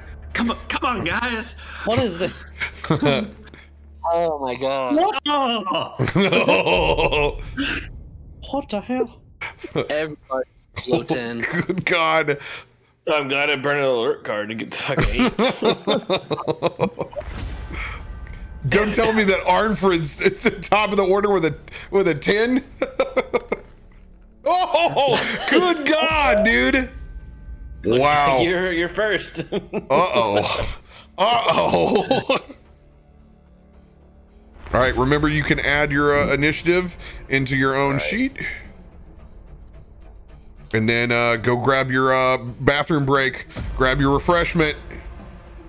We begin with the blasphemers in a second. 40, do you have PTSD to the man that's on the table at the moment? You see who that is? The Thorn guy? Yeah. It's Oko. No, I don't. It's I do Oko not from have- Throne of Eldraine. The dude who... you forgot when all your creatures got turned into elks? Oh man, I try to forget things. That's the least I've ever played Magic in the last 2 years. It was during that period. Oh. So me and Huff have to have a roll off. We both got an 8. Sad as that sounds.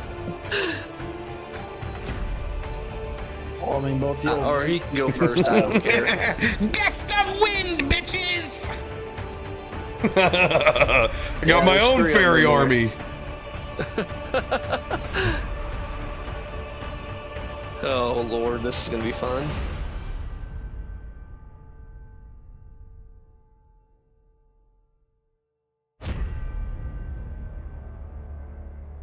All right. Oh, of course. This is just gonna get fucking out of control.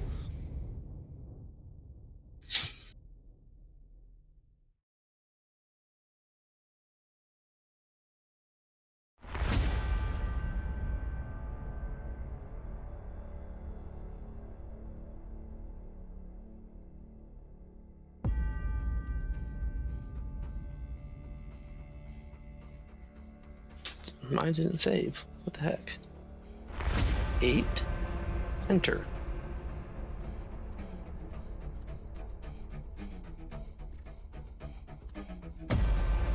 We have 3 8s. Oh my god. It's rough out here, man. This is one of our worst initiatives. When we should all be extremely pissed right now and ready to go. I gotta say, that's the worst initiative I've seen. 10, Yeah. 8, 8, 8, 5, 5. Wow. Gosh. And then Thorn Man starts off with an 18.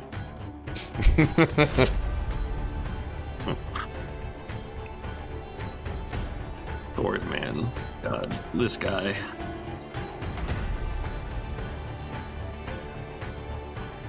Well, Browns lost by a last second field goal. 45-42. Damn.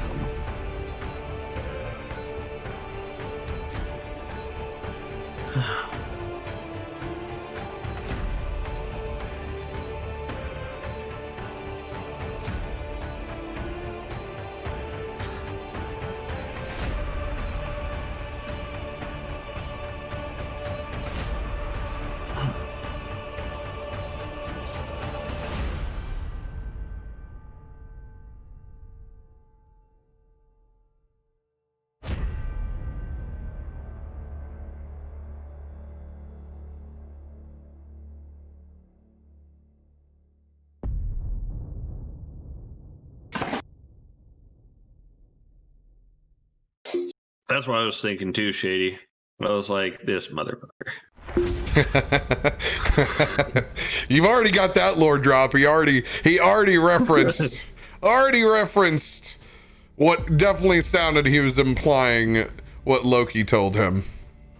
Yeah, you guys are in for a different encounter. God, I love trickster gods. Oh yeah. It's just something about doing things that are intended just to piss people off.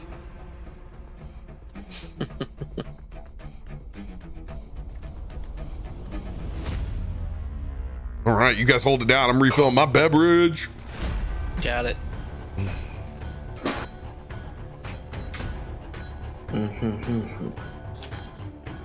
I'm not sleepy. You're sleepy. I'm actually kind of hungry. I had 2 tacos earlier. Talking about all that bacon and stuff.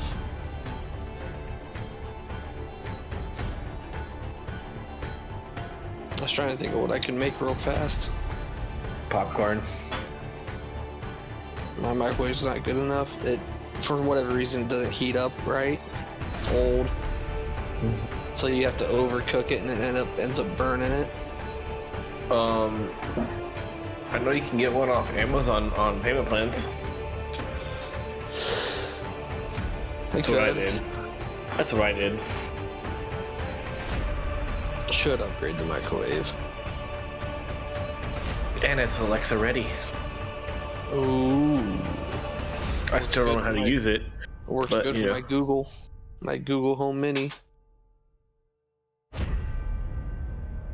I don't have Alexa.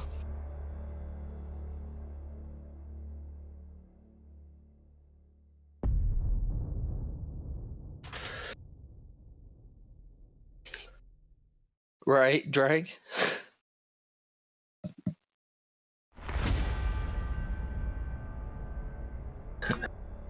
Drek, I think I stole a lead from you, buddy.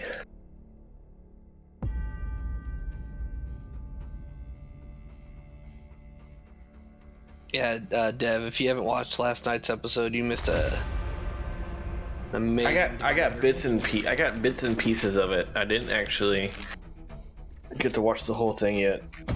I did. Yeah. I stole it from you, Drake. I got 2 above you right now. Yeah, check that Divine Intervention last night. Oh my god. So I think I have a ghost trying to do my dishes or some shit. Both my sinks are full of hot water. Are they dirty water yet? No, it's not dirty water, but they're both like full of hot water, and it's not drink. And I'm like, that was not. It's the water. Water's not dirty and brown. No, it's not. It's not even brown. It's Did you warm, feel a though. temperature drop? I'm like, what the hell? I'm trying to think of what the fuck. Hopefully your system's not backing up into the sink.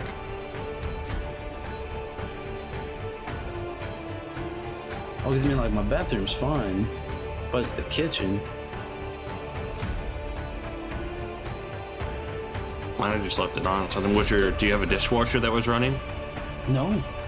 It's kind of weird to have hot water backed up into your sinks. Yeah, that's why I was like, what the fuck? So I'm waiting to see if I hear something and see if like it drains or turns back on. Yeah, that ain't cool. How's your neighborhood, Arantis? The fire's all done, or what? Oh no, haven't got up to check. My break was spent standing over the head and getting some more drink here. Let the motherfucker burn. Burn, Burn mother. it all down.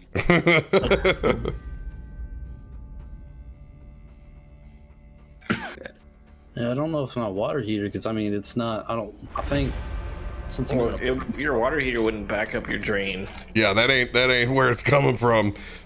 You got a root in that pipe. But even then, it call that wouldn't come out warm. The only thing I could think of that would cause it to come out warm would be if the dishwasher backed up into the sink. Or he's on the same drain as his neighbors, and his neighbors just dumped a shit ton of hot water down. That's what I'm wondering if my neighbors are back there and they just haven't said some shit. Let's play 20 questions with dudes about what's hot, brown, and warm in Darts and Cars sink. I'm gonna take turd for 100, please.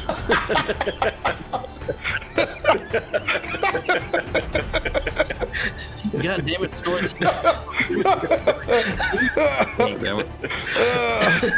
It ain't ginseng root, boy.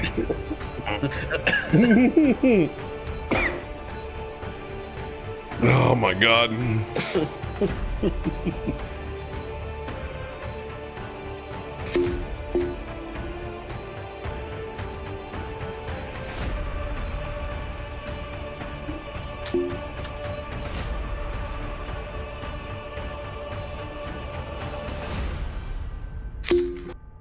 God, this is truly a scary initiative right here.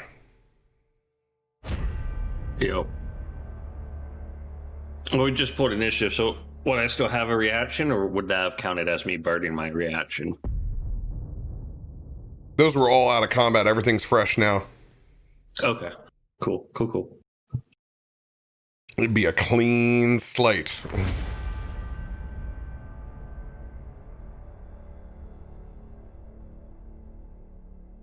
Well, there wasn't any crazy earthquakes or nothing like that.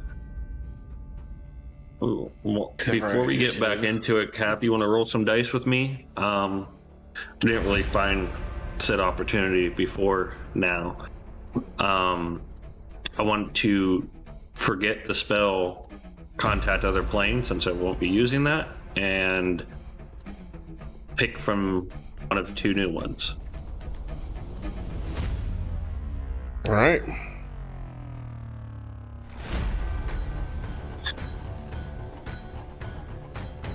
I love this feature. I think it's so cool.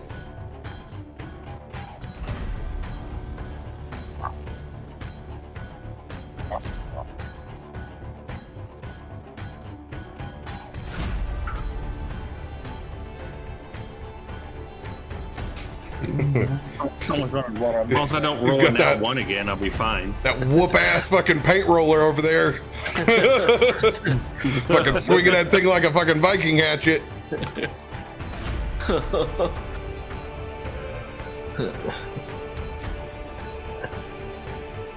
This wall will be green tomorrow. But do you play D&D tomorrow? No. But I will be ready for Saturday.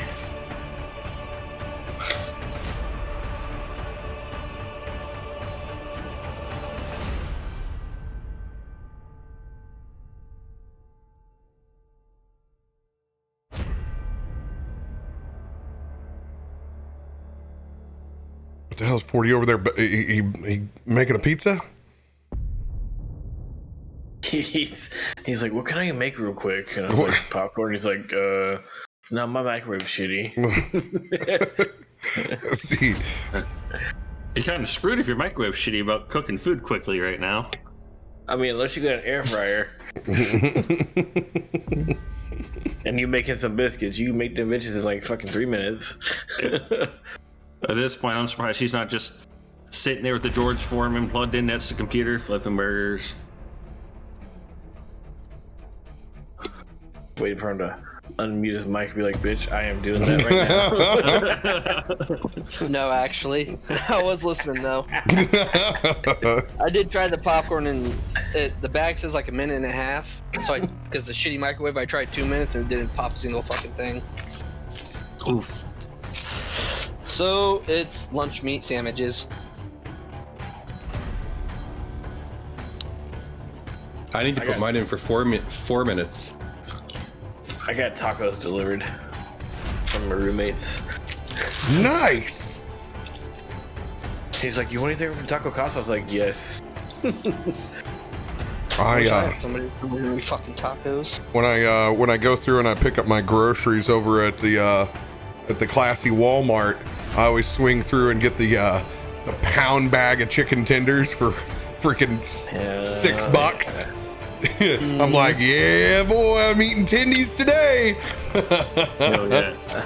That's what I did all last day week. today. Air fryer chicken tenders.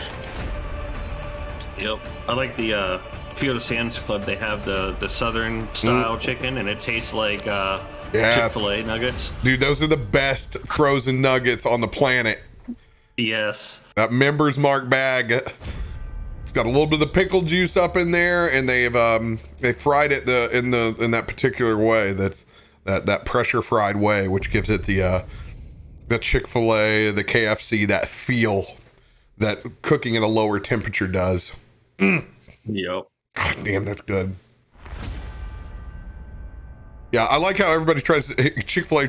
It's about the 11 herbs and spices. It's the same salt, fucking paprika everybody puts in their shit. It's called a $15,000 pressure fryer. That's why it's the fucking bomb.com. Hell yeah. Pressure fryers are the shit. And fucking awful to deal with if you're at home. I used to make my old man do that on my birthday every year. Have him make chicken and mojos. Oh, dude, kitchen would be fucking destroyed. It's the closest thing to looking like a D&D artificer that you'll ever get. Fucking hot oil at temperature.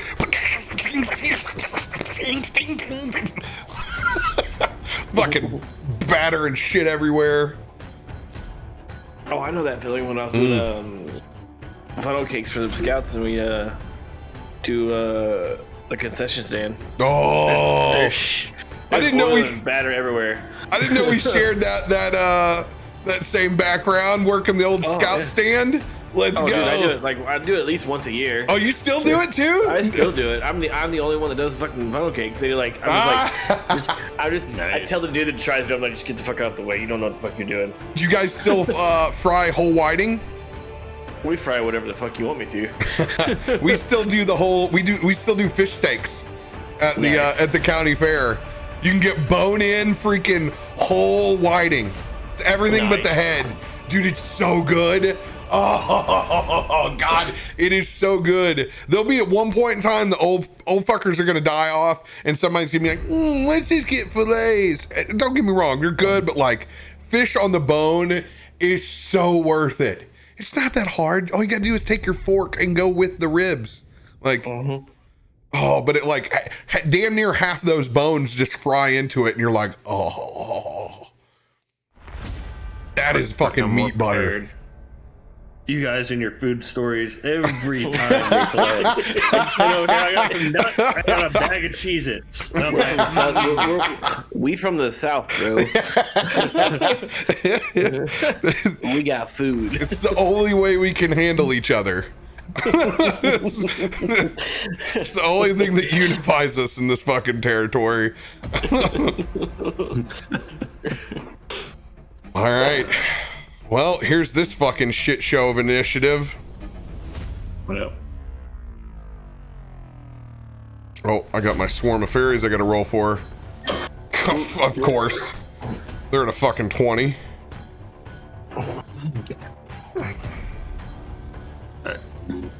What do you need me to roll for the spell exchange? Oh, I thought we already had it set up. I'm sorry, I didn't know you were waiting for me. My bad. Oh, no, you're fine. What did we say? We didn't come up with like what you would roll? I probably said, yeah, bro, we'll just roll for it. I know what I already know my cardinal I sin. ended up rolling like a D20 and 2 D100s. I'm like, I don't know what he wants to do this time, you know? Fuck, what did we do last time? That's what we did. I rolled a D20, and then you had me roll 2 D100s. So I don't know. The fuck did I have you do? Wild magic shit. No, it sounds like did I tell you what spell you were gonna get? No, you gave me a choice of 2 different spells. But because I rolled a nat 1, I think it was on the D20, the first roll, I think you went from like just a tier of spell list and went down based off my D100 roll is what it seemed like. God damn, I drink myself fucking stupid already. I can't. Cap was too busy talking fish. Probably something from spell list. He had to pick 2, and then from those 2. And you pick from the wizard list, right? Yeah. Although Goodberry, I think, was druid list. I'm not sure. Oh, okay. I just did. Oh, I know what I did. I know exactly what the fuck I did. Okay. It's not a D100. This is just you can pick any spell with this ability. You can look for any spells that you want. Now I'm under fucking standing. Okay, you roll a D10 first, and then you roll 2 D20s, and I'm picking random spells. I got it. I got it now, fam. D10 coming in. We got 9. Let's go. Wizard list. D20. Any modifiers on that or straight? Oh, I'm sorry. You're gonna roll another. Hold that 16. We're gonna have that. You got to roll another D10 on level. 10th level. 9th level. Or, I forgot. Does it tell you what level the spells can be? I can't remember. I can't remember. Give me a second. Which one of these is it? Adaptability has become right. No. If you do, the GM chooses 2 wizard spells whose one lower than the one I have forgotten. So it's gonna be 4th level. Okay, it's 4th level, and it always is wizard. Okay, now the picture is becoming clearer. 16.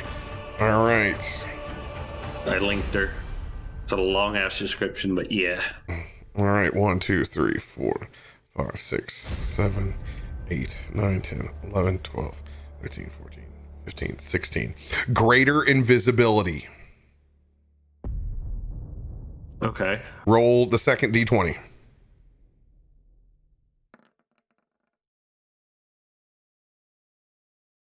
Fire shield.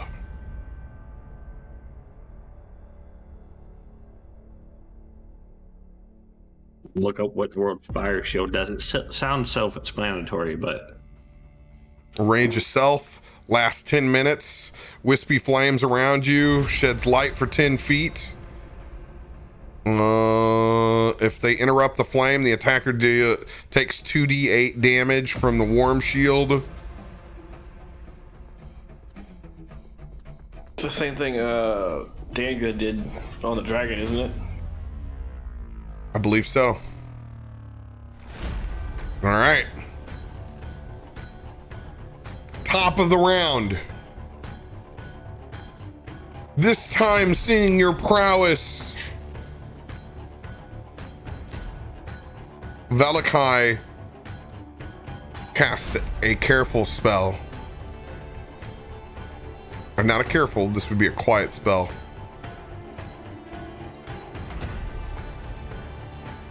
As you see these thorns rip up in a patch, forming a massive thorn-made mammoth in front of you. It will go into the initiative with its own separate turn. oh god. Good God, man.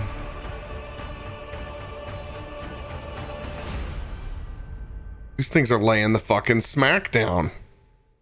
Yeah, they are.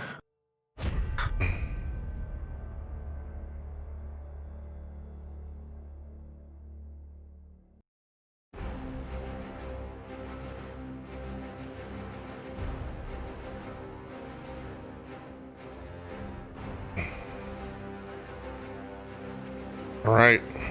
Thorn Mammoth is in.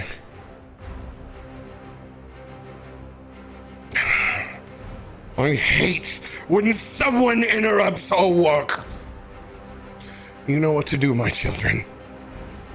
You know what to do. As you will see him split in form as he invokes duplicity.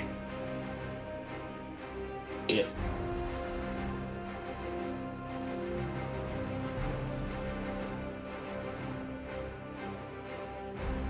He will actually finish pissing and button his pants finally.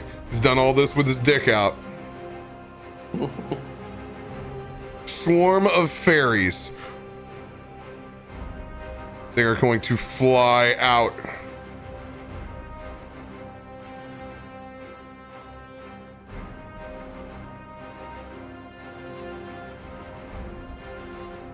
Back down this way. One of them right here begins casting a spell.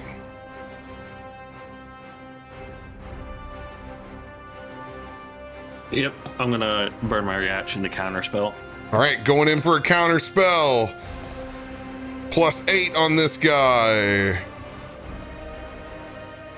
Because this is just a 3rd level spell. What's your counter spell? 3rd level. I think it's the first time it pops up. Yeah, counter spell 3rd level. All right. 14 is the line to beat.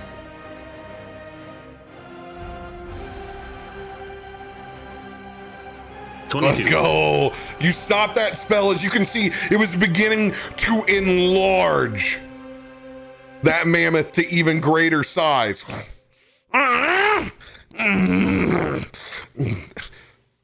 Frustrated, looking back at the rest of the group. It'll just pop off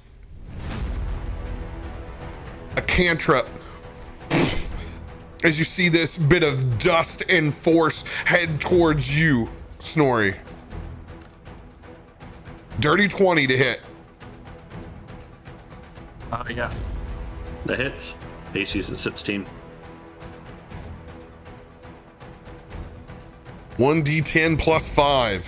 It's going to do 11 points of force damage. All right. As a reaction, that fairy takes a d6 of psychic damage. Sorry, my dog is fucking barking. Yeah, hey Rezo, hey, why don't you shut the Oh my god. I went for a second, I thought it actually had lost it. Yeah, as a reaction you want to I howl. I let out a howl. And that fairy takes the d6 of sight for dealing damage to my ally. All right. I'm not that drunk yet. So I repaid him 2 psychic damage. All right, 2 psychic damage to that swarm of fairies.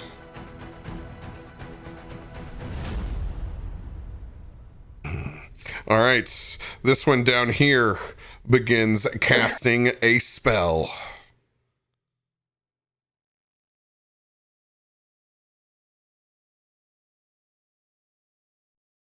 All right.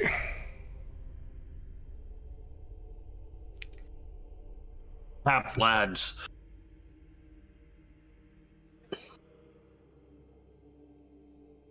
They're not close enough for me to smack them. Huff would love to counterspell. So would Rezo. Catherine would love to use Mage Slayer and smack the fuck out of him. Eat my axe! My frost axe!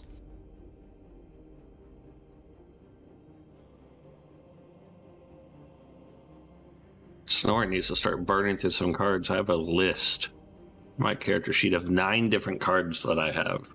Just curious, Cap, does Harshnag's axe land in front of me? Yeah, yeet! Oh my god. Just maybe the Neff. What's that? A holy avenger just appears in front of a Cathal?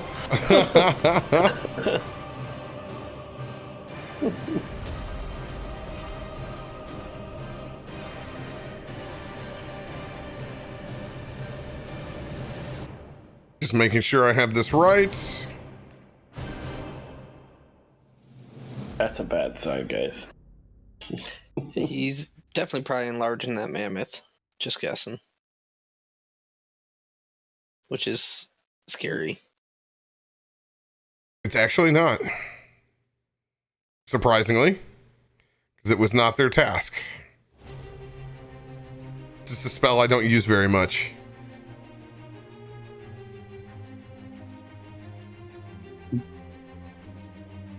Power Word Death.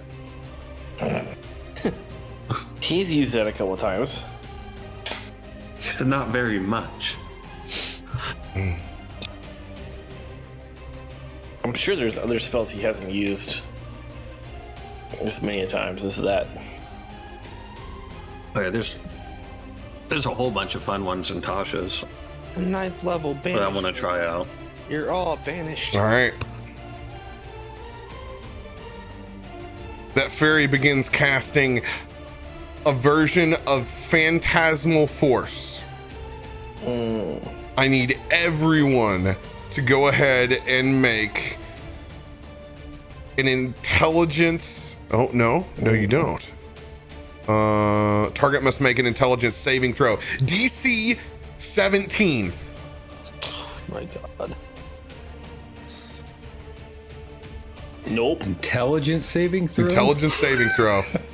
That's not good. Everybody's dump stat. 20. As you can Speak see, for yourself, Rizzo. this has been a week of exploiting dump stats for me. Well, let's see. My intelligence saving throw. Yeah. You said DC 17? Mm-hmm. Hey! Look at there. Which creature is Moment of doing this to clarity. us? This fairy right over here. So everyone except for Snorri and Rezo. This is lava. And Yeah. acts like lava. The floor is lava. Great. So, just by this mark, it is so hot and radiant, you guys will take 1d6 damage of psychic each turn until you shake it off. Obviously, if you actually come into contact with the stream that is around you, you will take additional damage. All right. Fairy up over here. We'll begin casting a spell.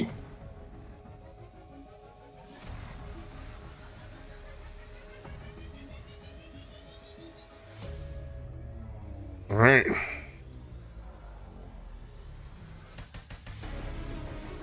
This will head towards Snorri. Snorri, you need to make a wisdom saving throw.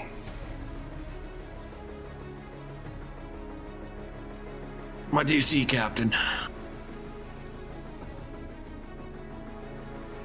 This is a DC 17. Hold that shit again. Oh, Twice in a game. Ugh. no Fail on that lucks. thing. Yeah, nope.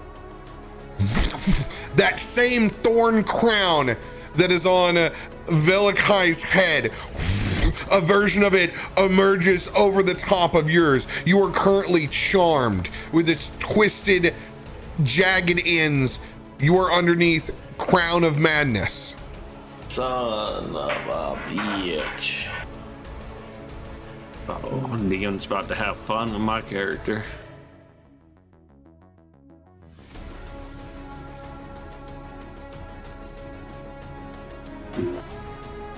All right. Fairy's turn. Mammoth.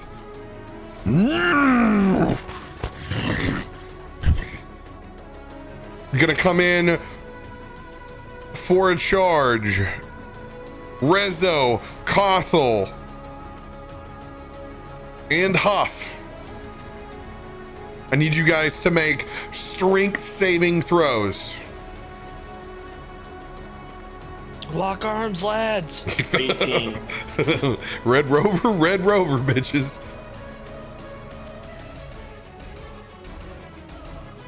Don't forget your D4s. Looks like I might need it. No, I'll roll mine just because. 19 for Huff. Huff succeeds. 19 for Kothel. Cool. You guys all succeed. You're over 18? No, I had 16. 16. All right.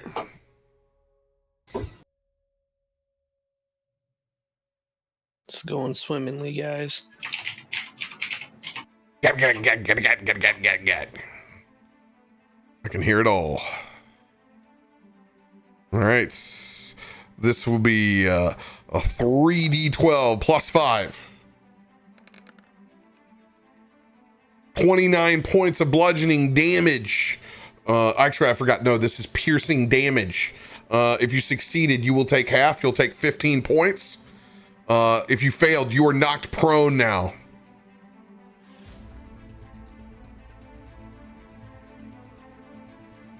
And that is Rezo. You're knocked prone, so it's going to stomp its hooves on you. All right. Will 20 hit? Yep. All right.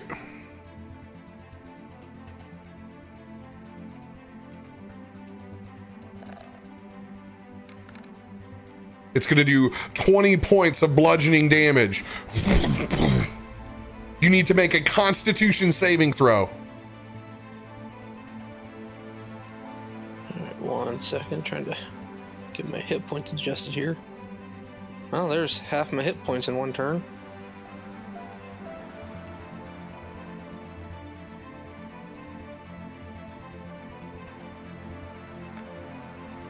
Let's go. You save. You do not take a point of exhaustion from having the wind literally beat out of you. End of that mammoth's turn. I am going to make my happy ass run back over here. 3rd level. Cure wounds. 3d8 plus 5. Oh my god. 12 points. Yikes. Well, that's better than nothing. And I will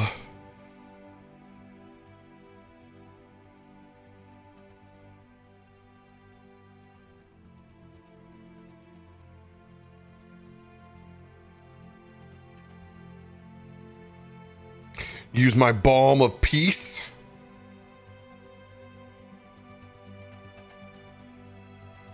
Oh, wow, I can do this without provoking acts of opportunity? Wow. Wow. Wow. Wow. A creature can receive this healing once whenever you... Holy shit, I can do this at will? Get the fuck out of here. No way. No way. No, that's channel divinity. Okay. You saw that healing boner was right. It was rising high. Rising high. Okay. Yeah, I'm gonna Get that out of my back. That's my back. Get out of there. Damn, kitty, now that's my chili poos. Yeah, I'm definitely dropping that 2d6 plus 5. You need it.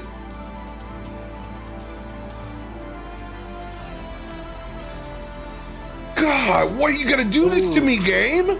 Come on. 10 points.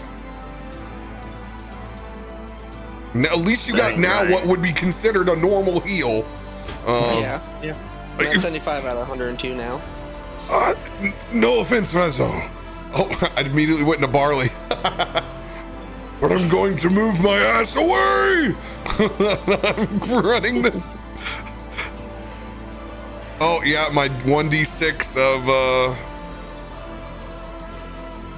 what I think is fucking heat damage. Burning in my own mind.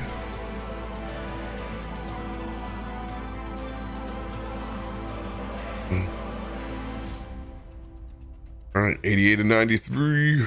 Okie doke. That's the end of my turn. Kothel, it is your turn. Well, seeing as this big fucking mammoth is right in front of me, I'm just gonna hit it. I'm gonna thunderous smite and smite it. 14 to hit. Probably doesn't hit. 14 does not hit. Well, then that's my turn because I missed.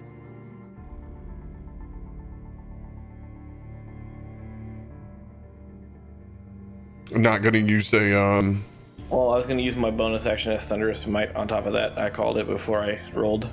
but if you don't hit, you can't use it. Let's see if I have any other bonus actions then.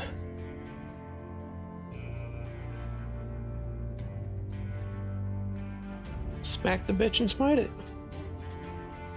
Okay, then I'll just use my bonus action to use War Priest to smack it again with a smite. See what happens. 24 to go. hit. Yeah, that'll hit. Smite him, O mighty smiter.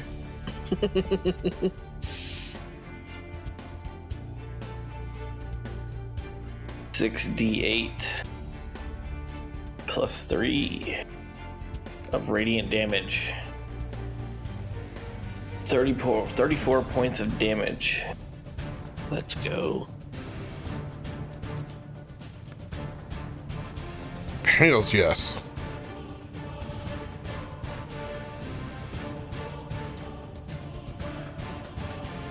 And then that is my turn. Rizzo. Your turn. I'm battered and beaten. He's gonna stand back up.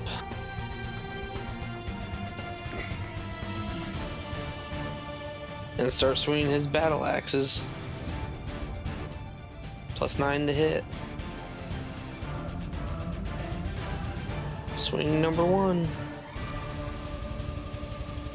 22. 22 hits. Swing number 2.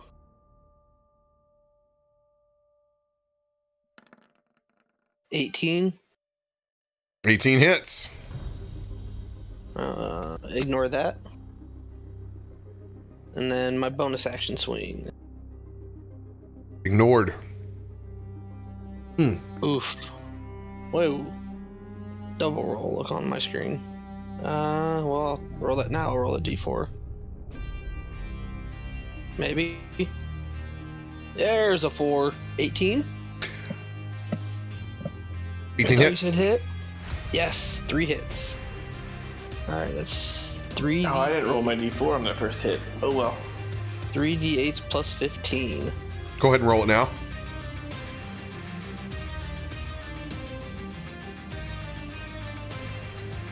Nope. 16 or 15 to hit. 29 damage. Slashing damage, if that matters. 29 points of damage. Let's go. You guys And then- put in some damage already into this. You can start to see like bits and pieces of the thorn that incorporate its body. You can see little patches of light from the other side. Then because I hit it with a melee attack, my next ally's melee attack has advantage. Oh, let's go. Huff, advantage. Your turn. Oh.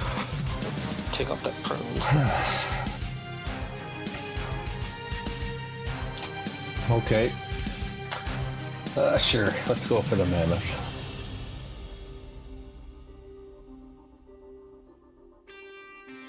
So Huff is going to run up towards the front of this mammoth. And he's going to try to jam his claws up in between the two tusks. Of course, he's enraged by by everything that's going on, right? Oh yeah. Do I roll a d6 right now for the lava? Oh yeah. Everybody needs to roll that d6 at the end of their turn. End of the turn. Okay.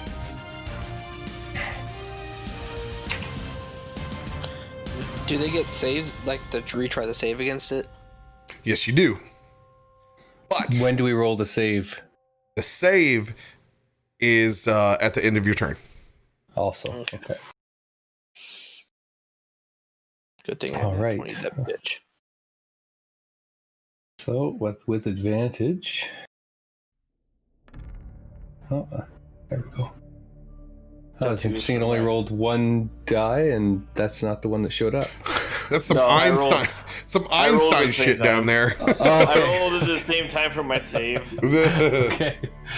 I didn't. So I got a 19, 29 then with my plus 10. Whew. Oh yeah, that hits. Now I feel like I just have to look to see if a 19 is some kind of critical hit for me. I've heard of this happening sometimes. The memes never end. But it's not for me, so I'll roll my damage then. Maybe you should have took level in rogue. 15 damage. That's the new one. That's it. That's how we move past the 19 meme. Is the one level in rogue. All right, and then with my grappler feat, I'm going to use my bonus action to try to grab a hold of these tusks and start to control this mammoth. Now, is that possible? I can control things bigger than me, but it's a big mammoth. It's a big mammoth, so we'll see. Okay. I'm a sucker for a good roll. Get it. So I got a 25. 25. All right, strength check coming in here. Don't Mammoth. forget your D4. All right, that's a 10. 10 spot. Oh, let's go! Got it. Let's go! 25 or 24. Holding on to this shit like the mythic legend you are, Huff. Currently have And then- that bad boy grappled. While I've got hold of these two tusks, I'm going to come in and take a chunk out of its trunk. Love it. You animal.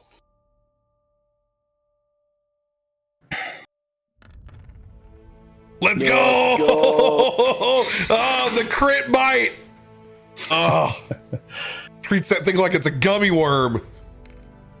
Okay, so if the numbers are right, did I check this in Discord? I think that's a 41 to hit. Or, sorry, 41 damage in total. Nice, you did the legwork. I love it. I love it. Good use of that beautiful, beautiful macro. 41 points. That mammoth is bloodied. All right, and I'm still holding on to it with my hands and teeth. So Let's go. that's it for Huff. Baller turn. Snorri. Okay, let's see. Let's go ahead and knock out those intelligence saving throws Yes. for everybody. We'll do yours first, Huff. Ah, what was the save? Save was a 17. Let's Okay, go, dude. awesome. You still take this round. You'll still take the D6 this round. But yeah, you no longer think the floor is lava.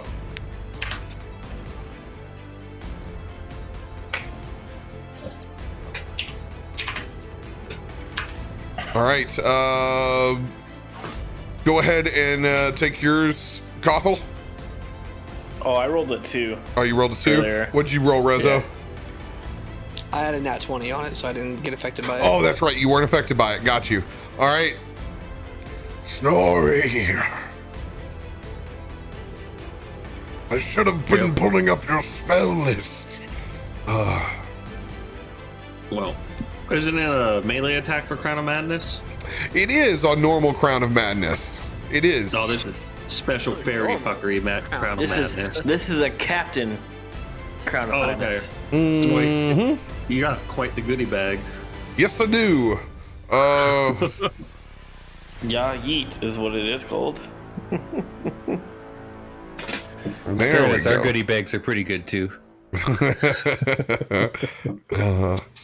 All right, because they're fairies, let's go and make this roll. My modifiers are +10 for any of this because me attacking with the spell would use my modifier. Yeah. Mm-hmm.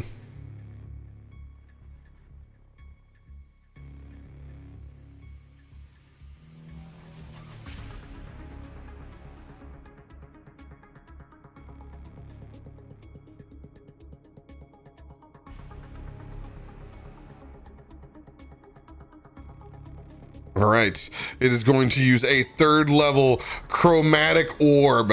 As you can see, the twist on Snorri's face as you cackle just a little bit to yourself. Spinning this orb, I need you to roll a 1, 2, 3, 4, 5, 6. You roll a d6, Snorri.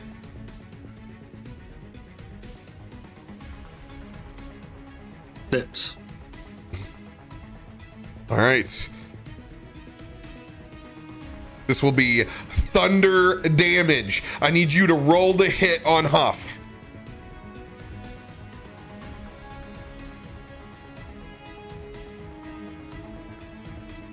$25. All right, roll 5d8s worth of thunder damage at Huff.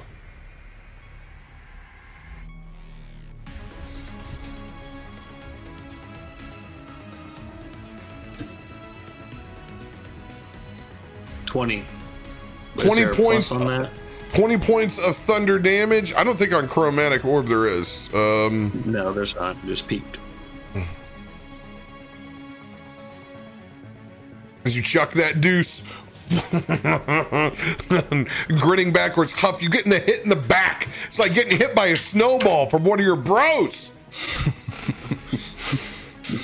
You can see that twisted look on his face as it just explodes with this noise around you like a sonic boom. Snorri, you need to make that wisdom saving throw again.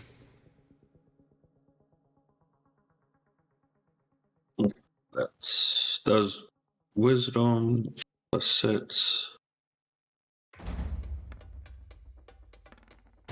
Sixteen. Still got that D4. Come on. Let's go. Let's go. Yep. All right, you will break it as that crown bends away. With you breaking on this round, you have a cantrip. Okay. Let's see. I'm gonna lightning strike. Which fairy was it? Was it this bastard over here? Yeah, it was that swarm of them. Yeah, they're getting lightning struck.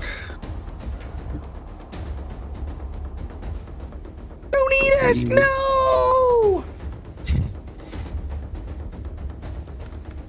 14. Wait. 15. 15 will not hit these little bastards. Hold on. Oh, no. Oh, you Oh. said something. I was gonna make it work. No, it's fine. I had an inspo if I wanted to pop it. We're good. I'll move on. All right, Darzakar, if you don't have any other movement. Real quick. I am going to pop some movement myself, I think, here real quick before I end my turn. Yep, and you do not think the floor is lava, so you are good to go. You are free to out the country. Darzakar, your turn.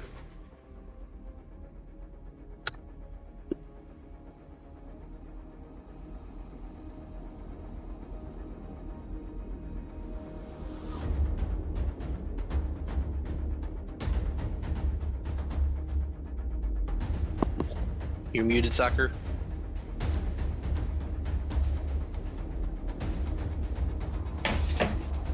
Soccer, we can't hear you, buddy.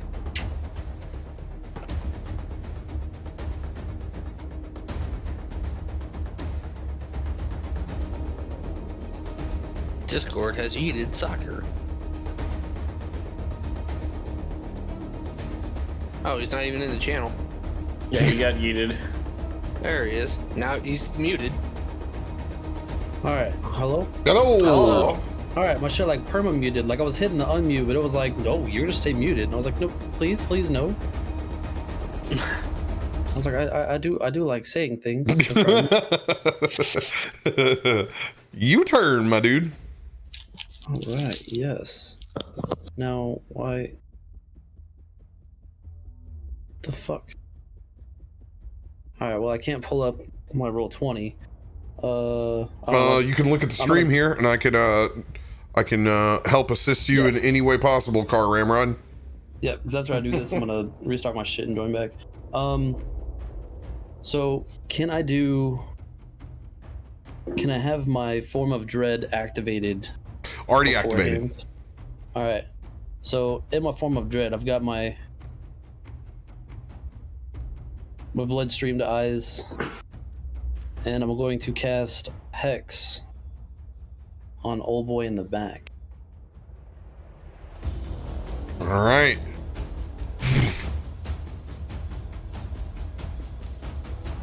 What do they get to play with the big thing?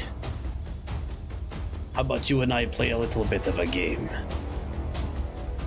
As he's gonna snap and get that rip to the side, and he's gonna fire off two Eldritch blasts Let's at go. him in the back. Okay. He has evoked duplicity. So we'll get those rules for you. Since this is a roll to hit. I will give him Word God's blessing.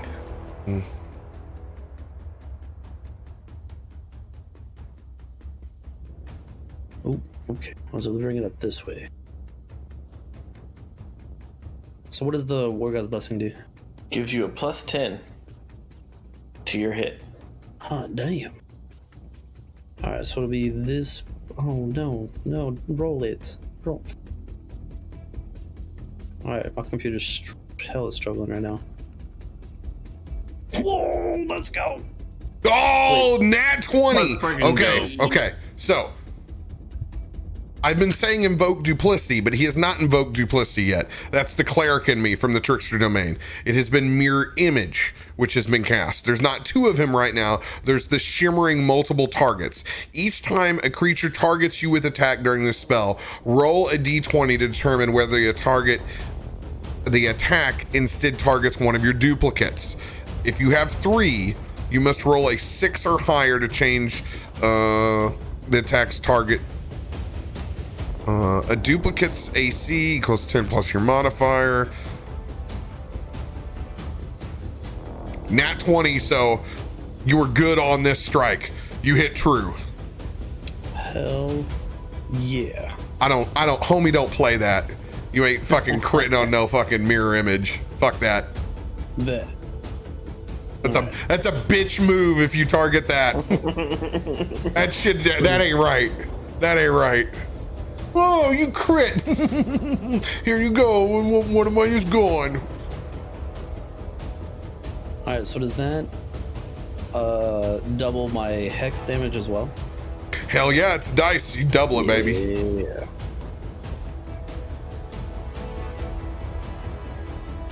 Here's some big dick energy damage right here. It'll be a good Eldritch Blast. Now, it's just the one, but it'll still be a good pop. Alright. So that's 31 plus 13. 44. So 46 from that one Eldritch Blast. 1 second on 46 points. Okay. So Eldritch So I get Blasts. I Two get my D2 D10 two plus D10s. So we got 20 points right off the top. So then we put in with the roll. So we got 33. And then we have our hex dice, which is then 39. So then 41. That's what you said, right? 41? I think it's. Ooh. I might have booched some numbers. I don't know, because I get my D10 plus 5, and then I get the Grave Touch necrotic damage, so I get an extra D10. Oh, Grave Touch. There's where your piece is coming in. Got you. 1 second here.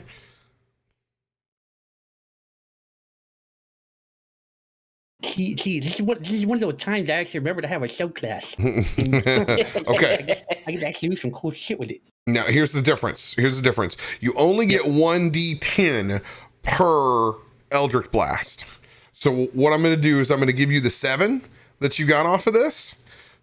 All right. So let's say you rolled a 7 and then its crit is a 10. Bam. Now, Eldritch Blast for you, you also get a +5, because of being a warlock and getting to add your proficiency. Okay, so that brings you up to a 22. Then you have your hex dice, which you've rolled a 2 on, plus its other crit dice, which is a 6. All right. Now, what'd you roll for? Roll for that other one? Your 1d8. I think I rolled the one D10 for just normal Eldritch Blast, and then my Grave Touch says you can roll 1 additional damage die when determining the necrotic damage, and so that's what the other D10. So I got the 7 for the Eldritch and the 6 for the necrotic damage. Okay, now I understand the method of your madness there. Got you. Okay. Got it. 41 points.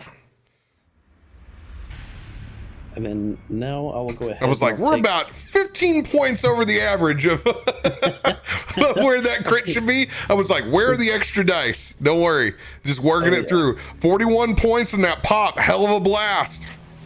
And then I'll take a wisdom saving throw from him right quick. Because of my form of dread. Oh! Let's go, dude. Let's go. He can't luck his way out of that. You're going to fear me today, you blasphemous son of a bitch. So I'm currently frightened by you. Yes. All right. Noted. Doesn't he also get knocked back 10 feet or whatever the hell? That as well. He slams into this statue because that's right where he's at. I'll give him a roll of a bludgeoning damage on that. Extra 4 points. Don't forget the statue is also covered in urine. Yep. Definitely got some piss on himself. You get some pee paws. What is wrong with that guy? Who hurts you? Who hurts you? Well done. You don't want to know. Alright, I want to see if I can block him with the second one. Yep. Does my reaction add to this one since this first one's on that 20? I didn't know you added in kind of reaction. Oh, I did the War Blessing, or War God's Blessing. Because I'm benevolent, I'll let you add it to this. Okay. Normally it doesn't get 8, but I'll let him add it. So that'd be an 18, but since he adds the extra, it'd be 28. Yeah, 28 will hit. Now, does it hit me or hit my my mirror image? If this is an 11 or higher, it hits a mirror image. Oh, let's go. Now, I'm sorry how I said that. Oh. I'm sorry how I said that because that's not how it works. It's when I have 1 duplicate, it must be an 11 or higher. If I have 3 duplicates, I must roll a 6 or higher. So this hits one of the duplicates. There are the 3 at the start of this right now. Okay. So go ahead and roll to hit it. This thing has hit points, or it has an AC of 10 plus my dex modifier. So yeah, it's hit. One of those is gone. Doesn't matter what you roll on it. You fucking smack it. It's done. Dope. And then Now I only have 2. I have to roll a 8 or higher. I believe that'll be it for Dazakar. So we're not gonna play nice, are we? Fine. He's going to channel all of his energy in and smash into that mammoth.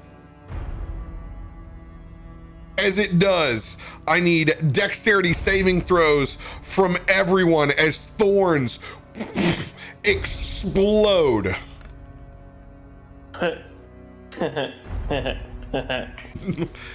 This is a DC 19. Can't give me if I had it on my disc. I'll burn a lucky just for the hell of it. Oh God! Seriously? Wow. Fuck a you, roll 20. Fuck it, and you? Hey, 19. Am I far enough away from this vine explosion or no? No, you are not. You will also take a pop Okay. from it. Okay. 21 for Huff. That's just straight. Is everything D20. within 30 feet on this bad boy? If I did Huff, take you will succeed. You will take half damage. 22 for Rezo. 22, you will succeed. You'll take half damage.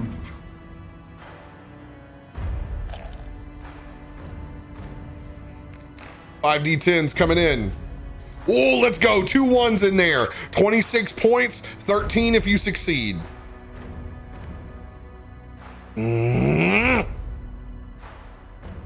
It wasn't good enough. You need to be better. He's going to hit that mammoth again. By the way, the mammoth also takes 26 points of damage. something counterspellable? Is this a spell or? It is not counterspellable. Okay. He is literally using his version of Eldritch Blast to explode this thing. So it's another dex save? Another dex save. Fuck. Yeah. Gothel succeeds. 19. Yay. Yes. Thank Oh, God. Oh, by the way, I forgot to fucking roll for myself. I'm over here hiding in the bushes. Can't save that one. You have half cover, sir? You have half cover? I will fail.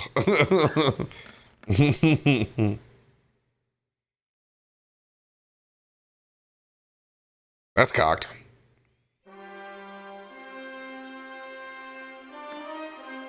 Oh, Oh God. think Huff will take the 18. yeah, roll your d4 on that.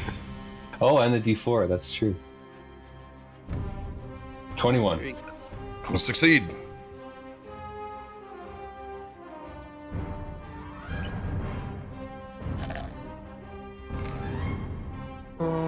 Oof, bigger one. Still 2 2s in there, man. Getting lucky. 28 points or 14 if you saved. Oh, Arnfrid is back there. Hanging out in the fucking bushes like a creeper. What kind of damage is this? This is piercing. It is thorns. Oh boy, I'm feeling about a 34 out of 102 right now. You know, You I poor was thinking when I thing. describe myself, yeah, sometimes I feel about a 35 out of 100 a lot of times. About 50 out of 107. Mine was just my Snorri age. is- I don't even know what mine. I'm 48. I'm close to my age, 1 year older. Mine's nowhere near my age. All right. Into Valakai's turn. Swarm of fairies. These little shits. Oh God. This one's going to fly over towards a Snorri.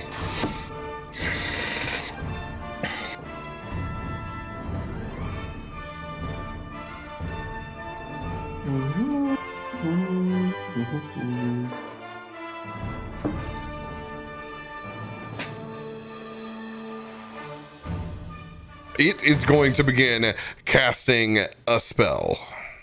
Counterspell. I have no choice. I have 11 HP. All right, here we go. This is 822. I have a third level spell slot left. I do. Okay.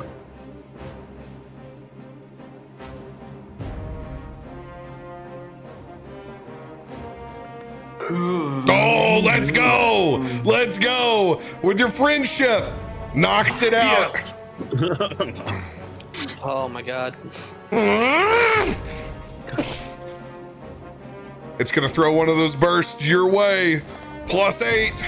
Oh no! Snorri gets critted on! How much I'm HP dead. do you I'm just have? fucking dead. 11. 11? I'm down. You drop to the ground. Valakai, what are we gonna do with the body? More art? Yes. More art. As they will continue to fly over there, and they're already messing with your makeup. Rearranging and changing everything's into dicks. All over each piece. God damn it. God, what a bunch of dicks. They're like, This is truly the dick episode. it is the dick episode, isn't it? It's just happened that way. This fairy's going to be flying in. It's going to begin casting a spell.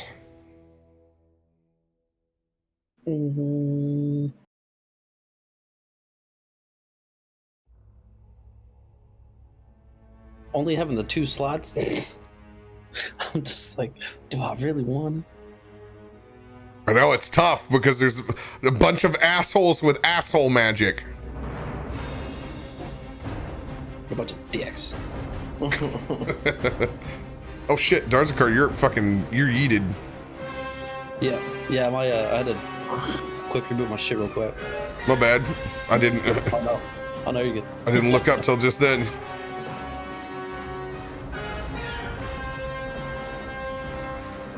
Yes, he's back. All right. Ooh.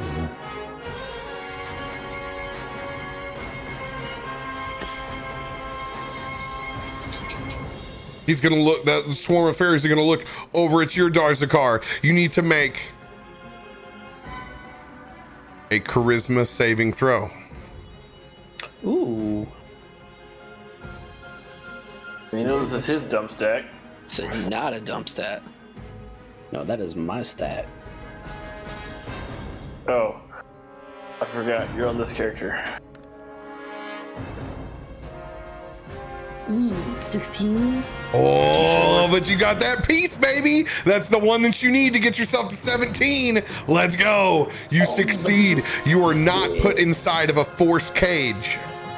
What? What the hell was this? I don't fairies. think so, little fairy. Not today. I know, I'm getting to use all sorts of weird fucking spells, man. Shit that I'm usually like, what are you casting, Mad? What is this? Oh yeah, it's 17 paragraphs long. Oh yeah. Yeah, that's the ticket.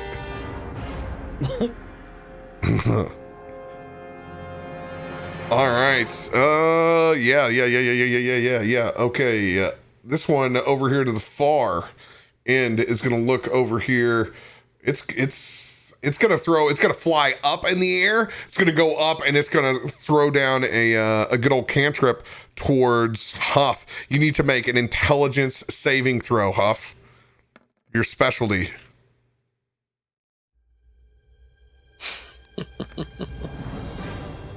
That's a 3.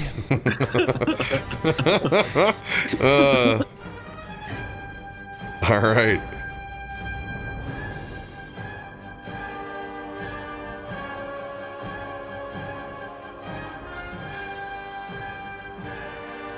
All right, you were going to take 3 d6 of psychic damage.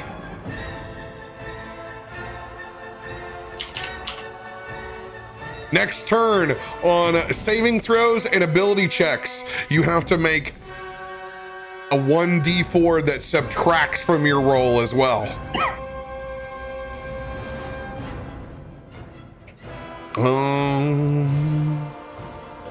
Is that Huff that needs to do that? Yep. Or everybody? Just Huff. Just Huff. It was a targeted cantrip. All right.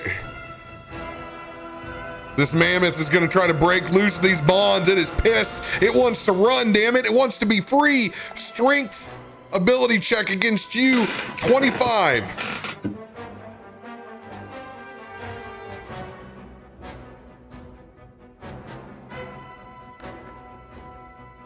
Oh, 26. Now. Oh my god. Now. You have to roll a 1d4. This first one is what goes for you. The second one goes against you. Oh, man. All right. So it is a 28.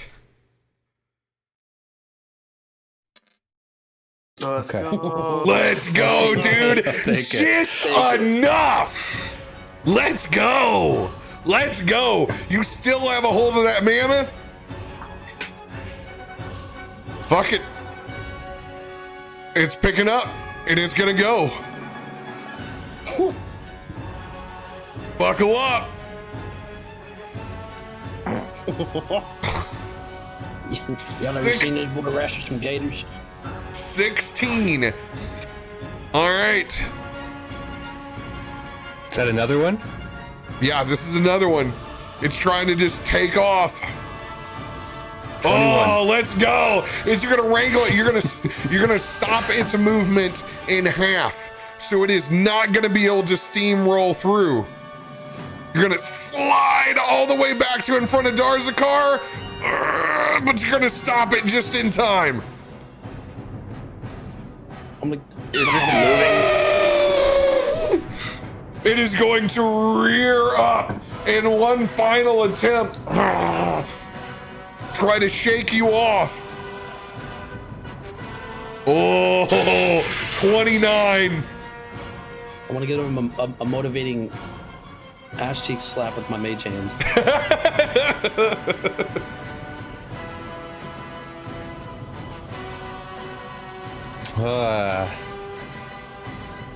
Really 20. Finally able to 1d4. break its hold. Hmm. Unless he's got inspiration, it won't matter.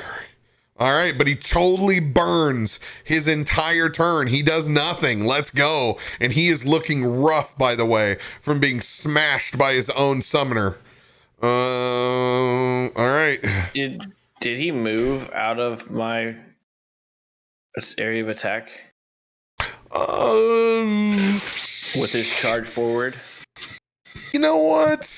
It's pretty close there, but I'll give you a tap on the ass. I'll give you a piece of that. He gonna get hit in the face. Well, the last time I was like, you killed something really big, so let's see if it works.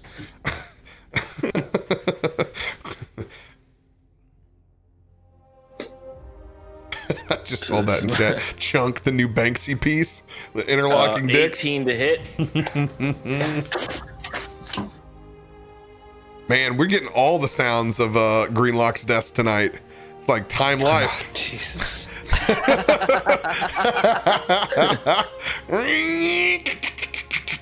It's just Huff's bones cracking. 18 hits. All right, he's getting fucked. Mm-hmm.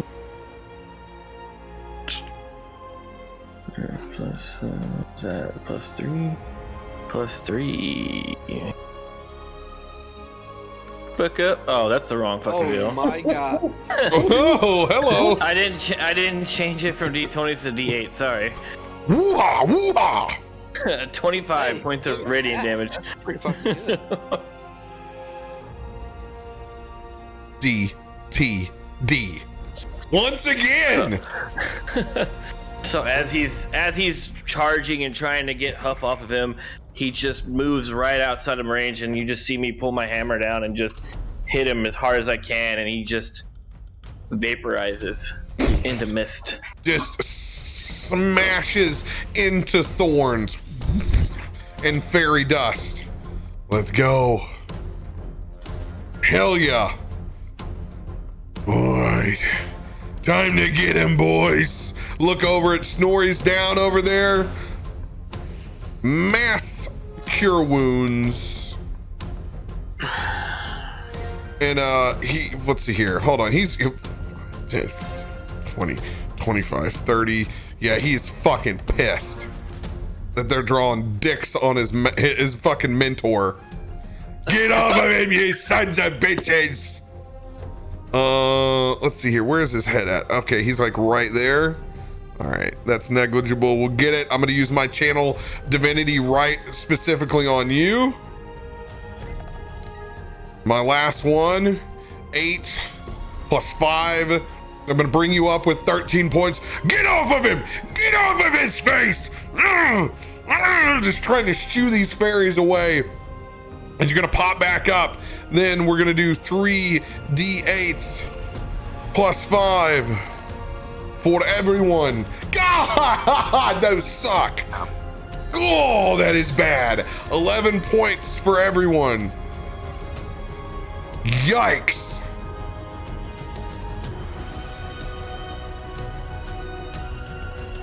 It'll be the end of my turn. Kothel, it is your turn. Kothel's going to move forward towards this group of fairies, and he's going to swing on that group of fairies after he burns an arcane recovery.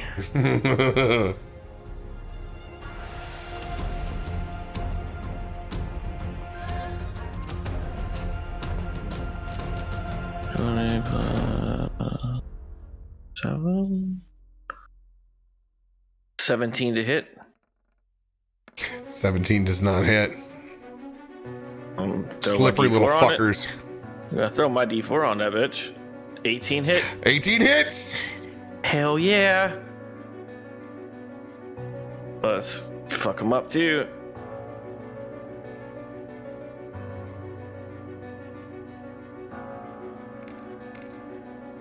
$24 points of radiant damage. DTD. Yeah, so Kothel just walks forward and just like walks casually forward after defeating that mammoth, and just same thing. He brings his hammer up and just brings it down and just flashes. And then mist everywhere. Let's go, dude. And then as a bonus action, where's my bonus actions? I will cast Healing Word. I think that's the one that does everybody. Or no, let's do Mass Healing Word. 1d4 plus 2 to everybody. You'll probably roll harder than I did.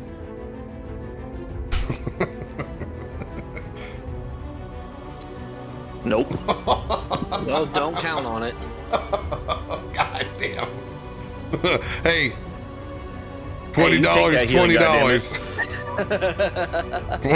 $20, bitches. I'll take the 3. 3 hit points.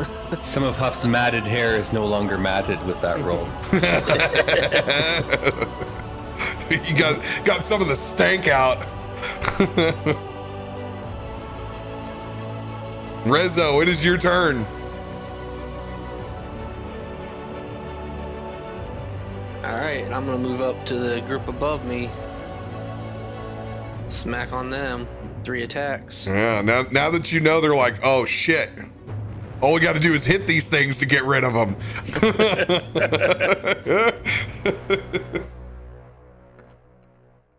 19 hits. 19 hits. All those spells, though, they strike the fear of God initially. 24 to hit as well. 24 DTD, my dude. Another smash. Hey, I just come in with both battle axes and just chopping them in half. No! No! So can I take that 3rd attack against him then? Or do I keep that? You're a fighter, so you have that. You just have to have the movement to get there, which I don't think you have. Oh, true. I'd have to... Yeah, I would have to actually dash. Well, I can take a point of exhaustion. Yes, you can. Yep, because that'll get me there. I'll do it. Fuck it. Stench of urine is strong here. You can actually see when you get up to this, the serpent that represents Jorgmunder just has a fat turd in its mouth. Ah. Alright, and I'll make a swing on this guy. Some What things, a even dick. prestidigitation, have trouble cleansing.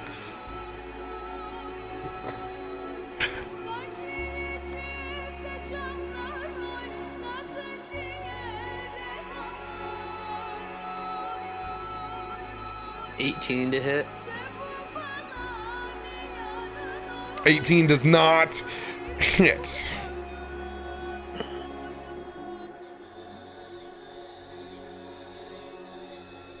Fuck it, action surge. All right. 2 more attacks. Let's hit this bitch. All right, I have to roll an 8 or higher. Oh, let's go! Let's go! You hit me, not the mirror image. That one ain't gonna hit. 14. That won't even get my mirror image. Alright, so I hit him once.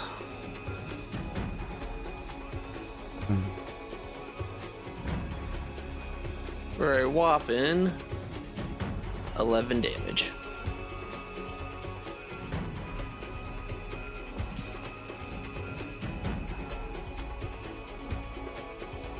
And anybody has advantage against him since I hit him with a melee attack. Whoever attacks him next.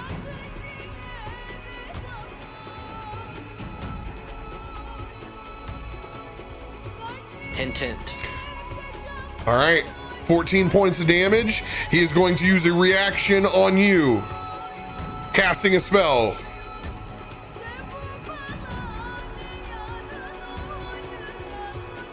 All right. Fighter counter spell. Smash.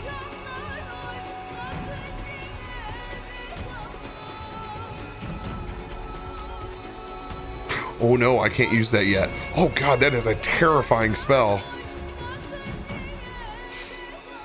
Makes me feel so much better about it. No, I just like he's like I can't use that yet.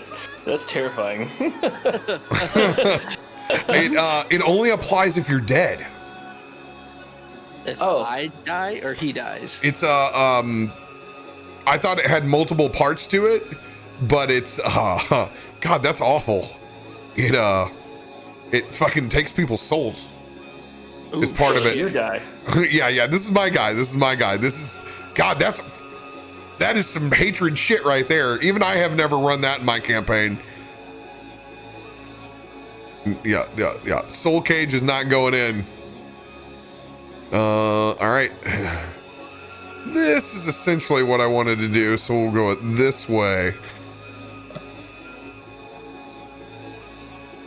You need to make a dexterity saving throw as thorns wrap around your body, constricting into your skin. You got to try to get away from these bad boys. DC 20. And I'm far out of range of anybody else for the daisy chain. Yeah, you were out of daisy chain.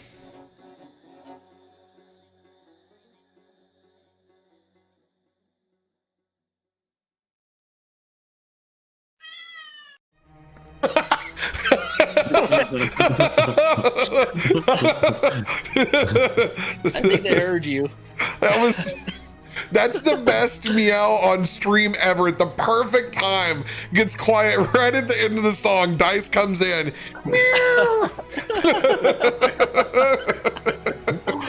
But I failed. Oh god. All right, 5d10 piercing damage coming in. Ooh. Ow. 25 points as those thorns wrap around you. How does it feel? How does it feel to be interrupted? 20. Oof. Me. End of Rezo's turn. Huff, it is your turn. As he cracks both of his knees.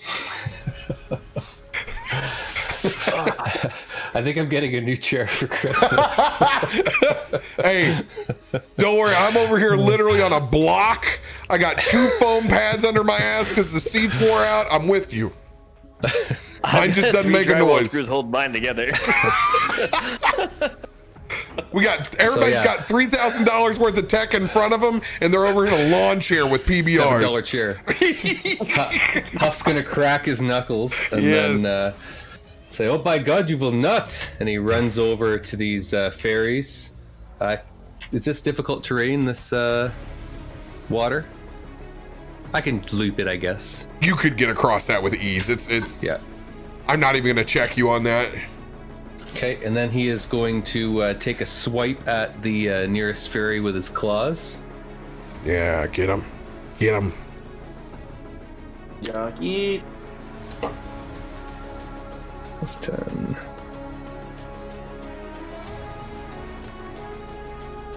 $19. 19 hits. Oh. Okay. And do I roll damage for these? Mhm. Yeah, okay.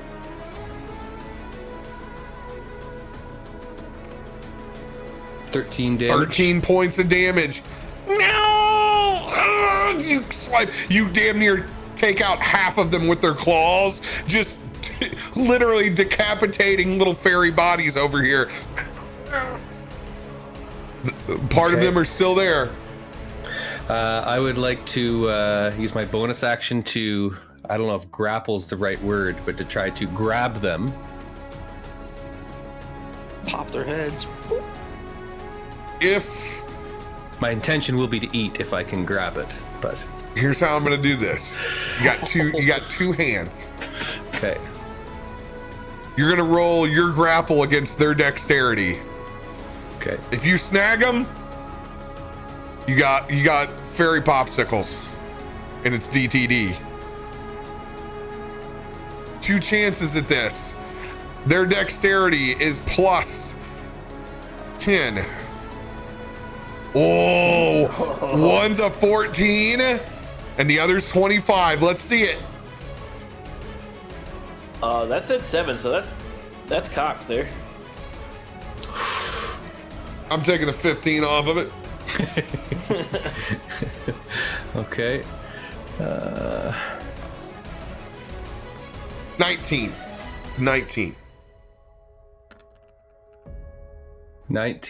and friendship will put it over. 18. You got him, baby. DTD. All right. So I've got them in both hands and trying to decide which one first, but he just bites the heads off the 2 fairies. Oh, brutal. No, don't eat me. No. Fairies are not friends, they're food. No. Oh, Well, dude. they had the desecrated Snorri there while he was out, then might have had a different reaction. But Fuck them. that's right. You know that. Don't fucking draw dicks on our boy. Only us can draw dicks on our boy. That's right. Okay? Yeah. Oh, we can do that shit. If you've ever accidentally stepped on a small frog before, you know the noise that Huff just made. It's a sound that sticks with you for the rest of your youth when you accidentally do it. And that is it for the big man. And then as you grow older, you realize if that thing was actually larger, it would try to eat your cat, so then it's okay. So glad that frogs aren't huge. Those bastards are fucking vicious. All right, Snorri, it is your turn. All right. I get up and dust myself off. Realized I had the wrong token selected. There we go. And just walk in a beeline up towards us. I think I get to there. Yeah. Snorri with a -1 to pride, but full of vigor in every other way. And I begin casting a spell. You have advantage.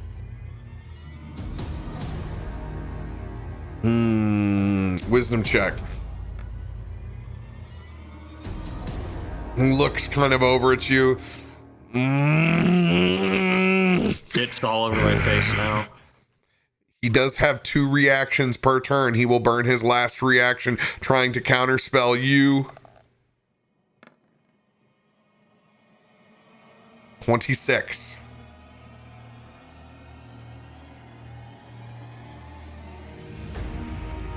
Oh, let's go! Let's go! Story with the 28. Counterspell fails. He will have to make a wisdom saving throw. So how does that affect mine?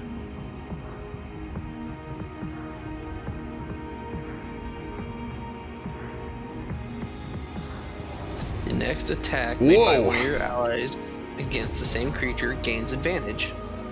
That was a fucking pressure change up in this joint. I just lost all hearing for a second on this side. Wow. Before it like my freaking ears popped.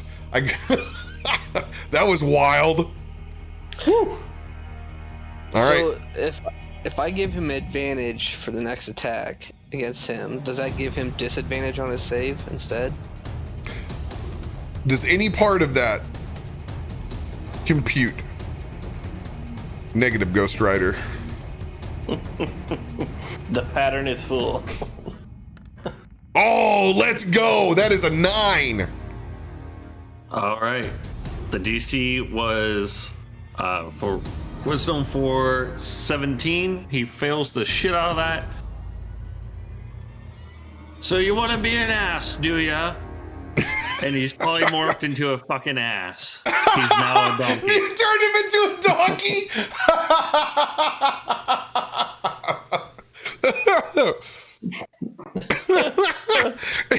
And we are now out of combat, so I walk over and put a fucking rope around him. Oh. Come on, my little ass. Oh, he actually accepts it for a little bit and thinks that this is hilarious for a moment. And then he, as you come over to go and put this rope on him, he lets you put the rope on him, and he begins pissing. Once again, a little bit of flop goes down back behind. And then he uses his legendary resistance to pop out of that donkey form. But now he has a rope around his neck. I do have a rope Exactly. around my neck. That was pretty good. I won't lie, that was pretty good. I like where your head's at. You know what?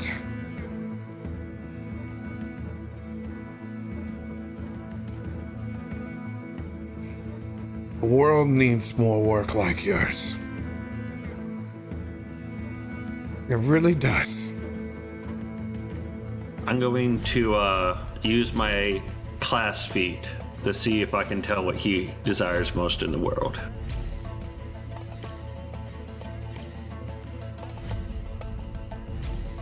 What do you roll for it? I gotta find it here. I roll an insight check opposed by a charisma check, either deception or persuasion. So it's insight versus deception or persuasion. Oh. Your choice. Oh, with the one, dude. Do I have to roll to make sure I don't get a 1? Yeah, that's it. You just have to not get a 1. Okay.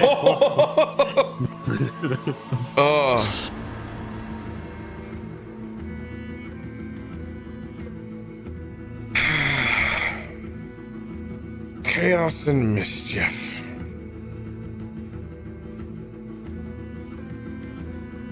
As you clearly hear this ring through your head,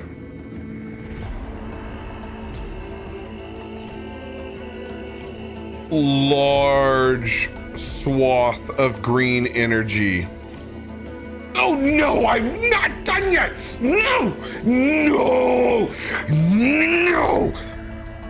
Like a small child throwing a temper tantrum, stopping. No, I'm not done yet! He is pulled from this plane.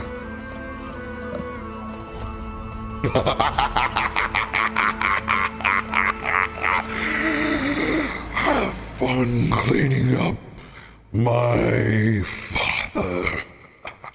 I think he likes the way that he would look, though.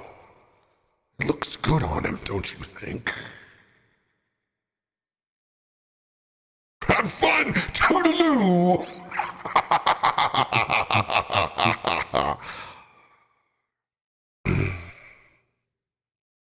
Question. He had the rope around his neck still. In Snorri's hand. It's a material rope. Okay. Will not be able to, unfortunately, separate his pull from Loki. As you guys pop out of combat, encountering some of Loki's handiwork firsthand.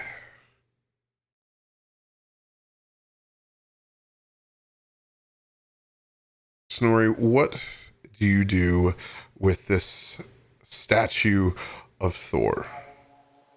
Oh, I forgot it was Thor. It wasn't Odin. Retcon! My brother looks like shit! Snorri has his rope, guys. Rope is fucking safe. Don't worry. Adventurer's pack is safe.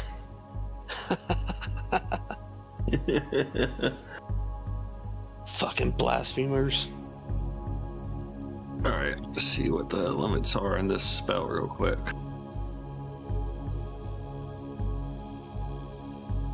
Arnfrid is going to go up and assist. So is Kothel. Okay. Judging by that, I'm going to use my druid craft, and there's just going to be a swirl of leaves that encompasses the statue and kind of spins around it in a vortex and does its best to clean away the fuckery. Arnfrid's going to assist in the same way. With those same peace offering flowers, they're going to go all around the statue.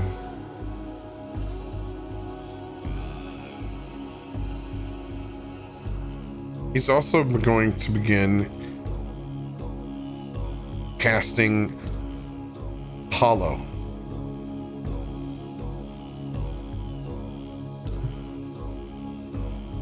This typically has a casting time of 24 hours. But because of this being what it is and already a connection, it will not last that long. This will take us about an hour to fulfill, since it is already a heavenly statue. What are you adding to this piece? I'm doing a prestidigitation to clean away all the rest of the refuge.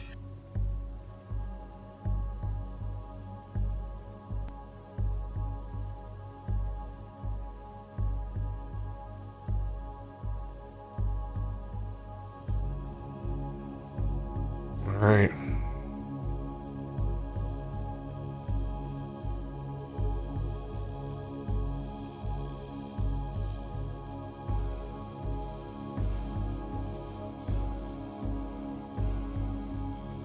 Actually, I think Hollow is not the spell that I'm looking for here.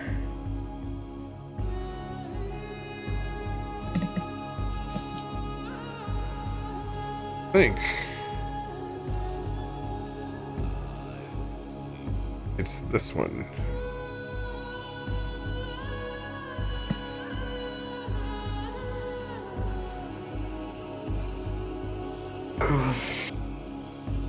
Just double checking, because the effect will be important.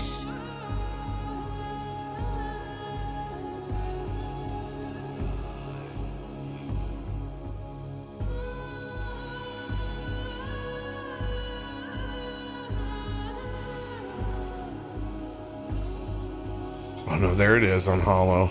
All right. The combination of this and ceremony.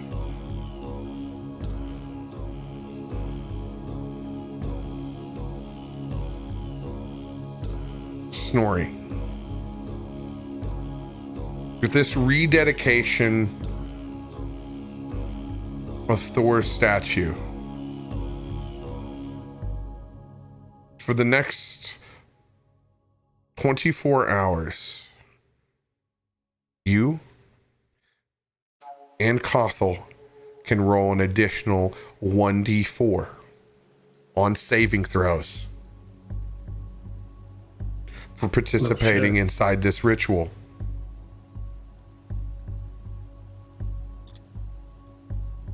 No creature of any type can teleport in or around 30 feet of this statue for a seriously long period of time.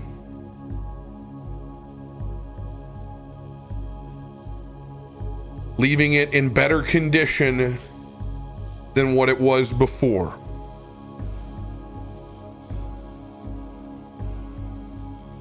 Specifically, other than Rezo,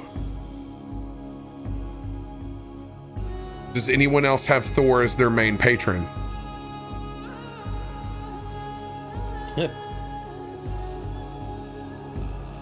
Just Rezo? All right.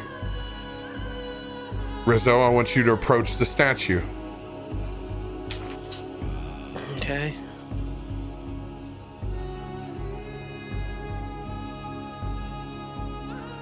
Hope if I said the right one.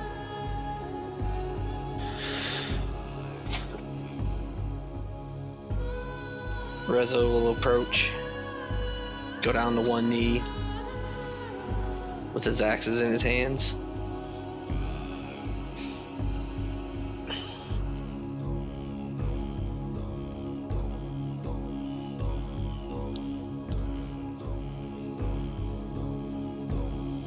Thor,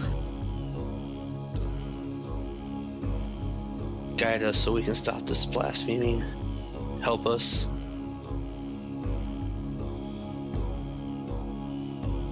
To overcome the coming Ragnarok.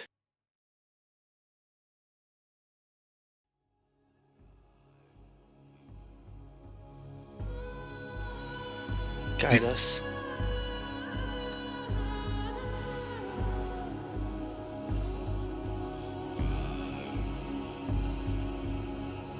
D20 roll. I'm sorry to interrupt you. No, you're okay. With your strength, shall we slay our enemies?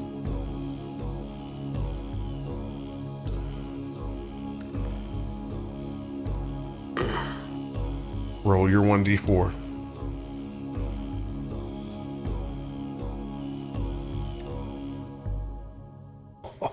Let's go.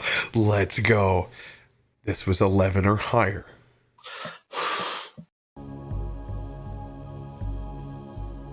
You will look down at your axes as they seem to be imbued with an electrical charge. You now do an extra 1d6 lightning damage per hit. Fuck yeah. Permanently. Oh. That is in addition to the weapons that you can manually add on for restoring this Shrine of Thor.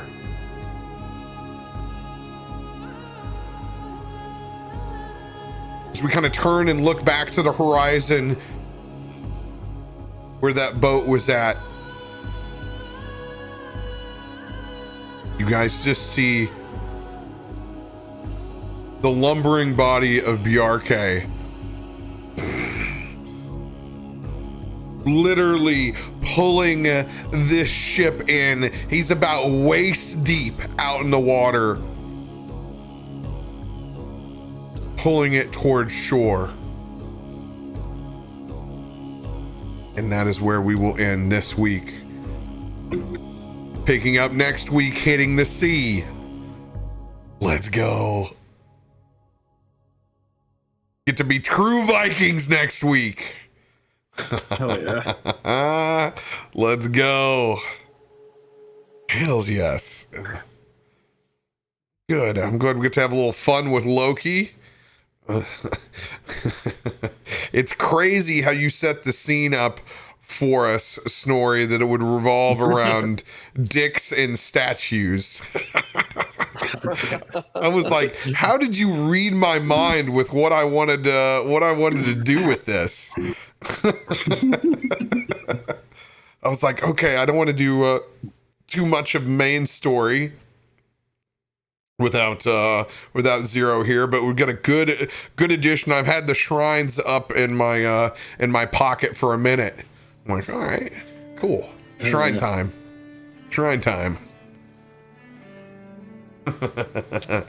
Oh, good shit, guys. Love me some Viking D&D. Thanks for joining us on a Monday. Everybody survived the week. You've almost made it through the holidays. Much love, everybody. Wash your hands, wear a mask. We'll see you tomorrow over on Rare Drop. Love you guys.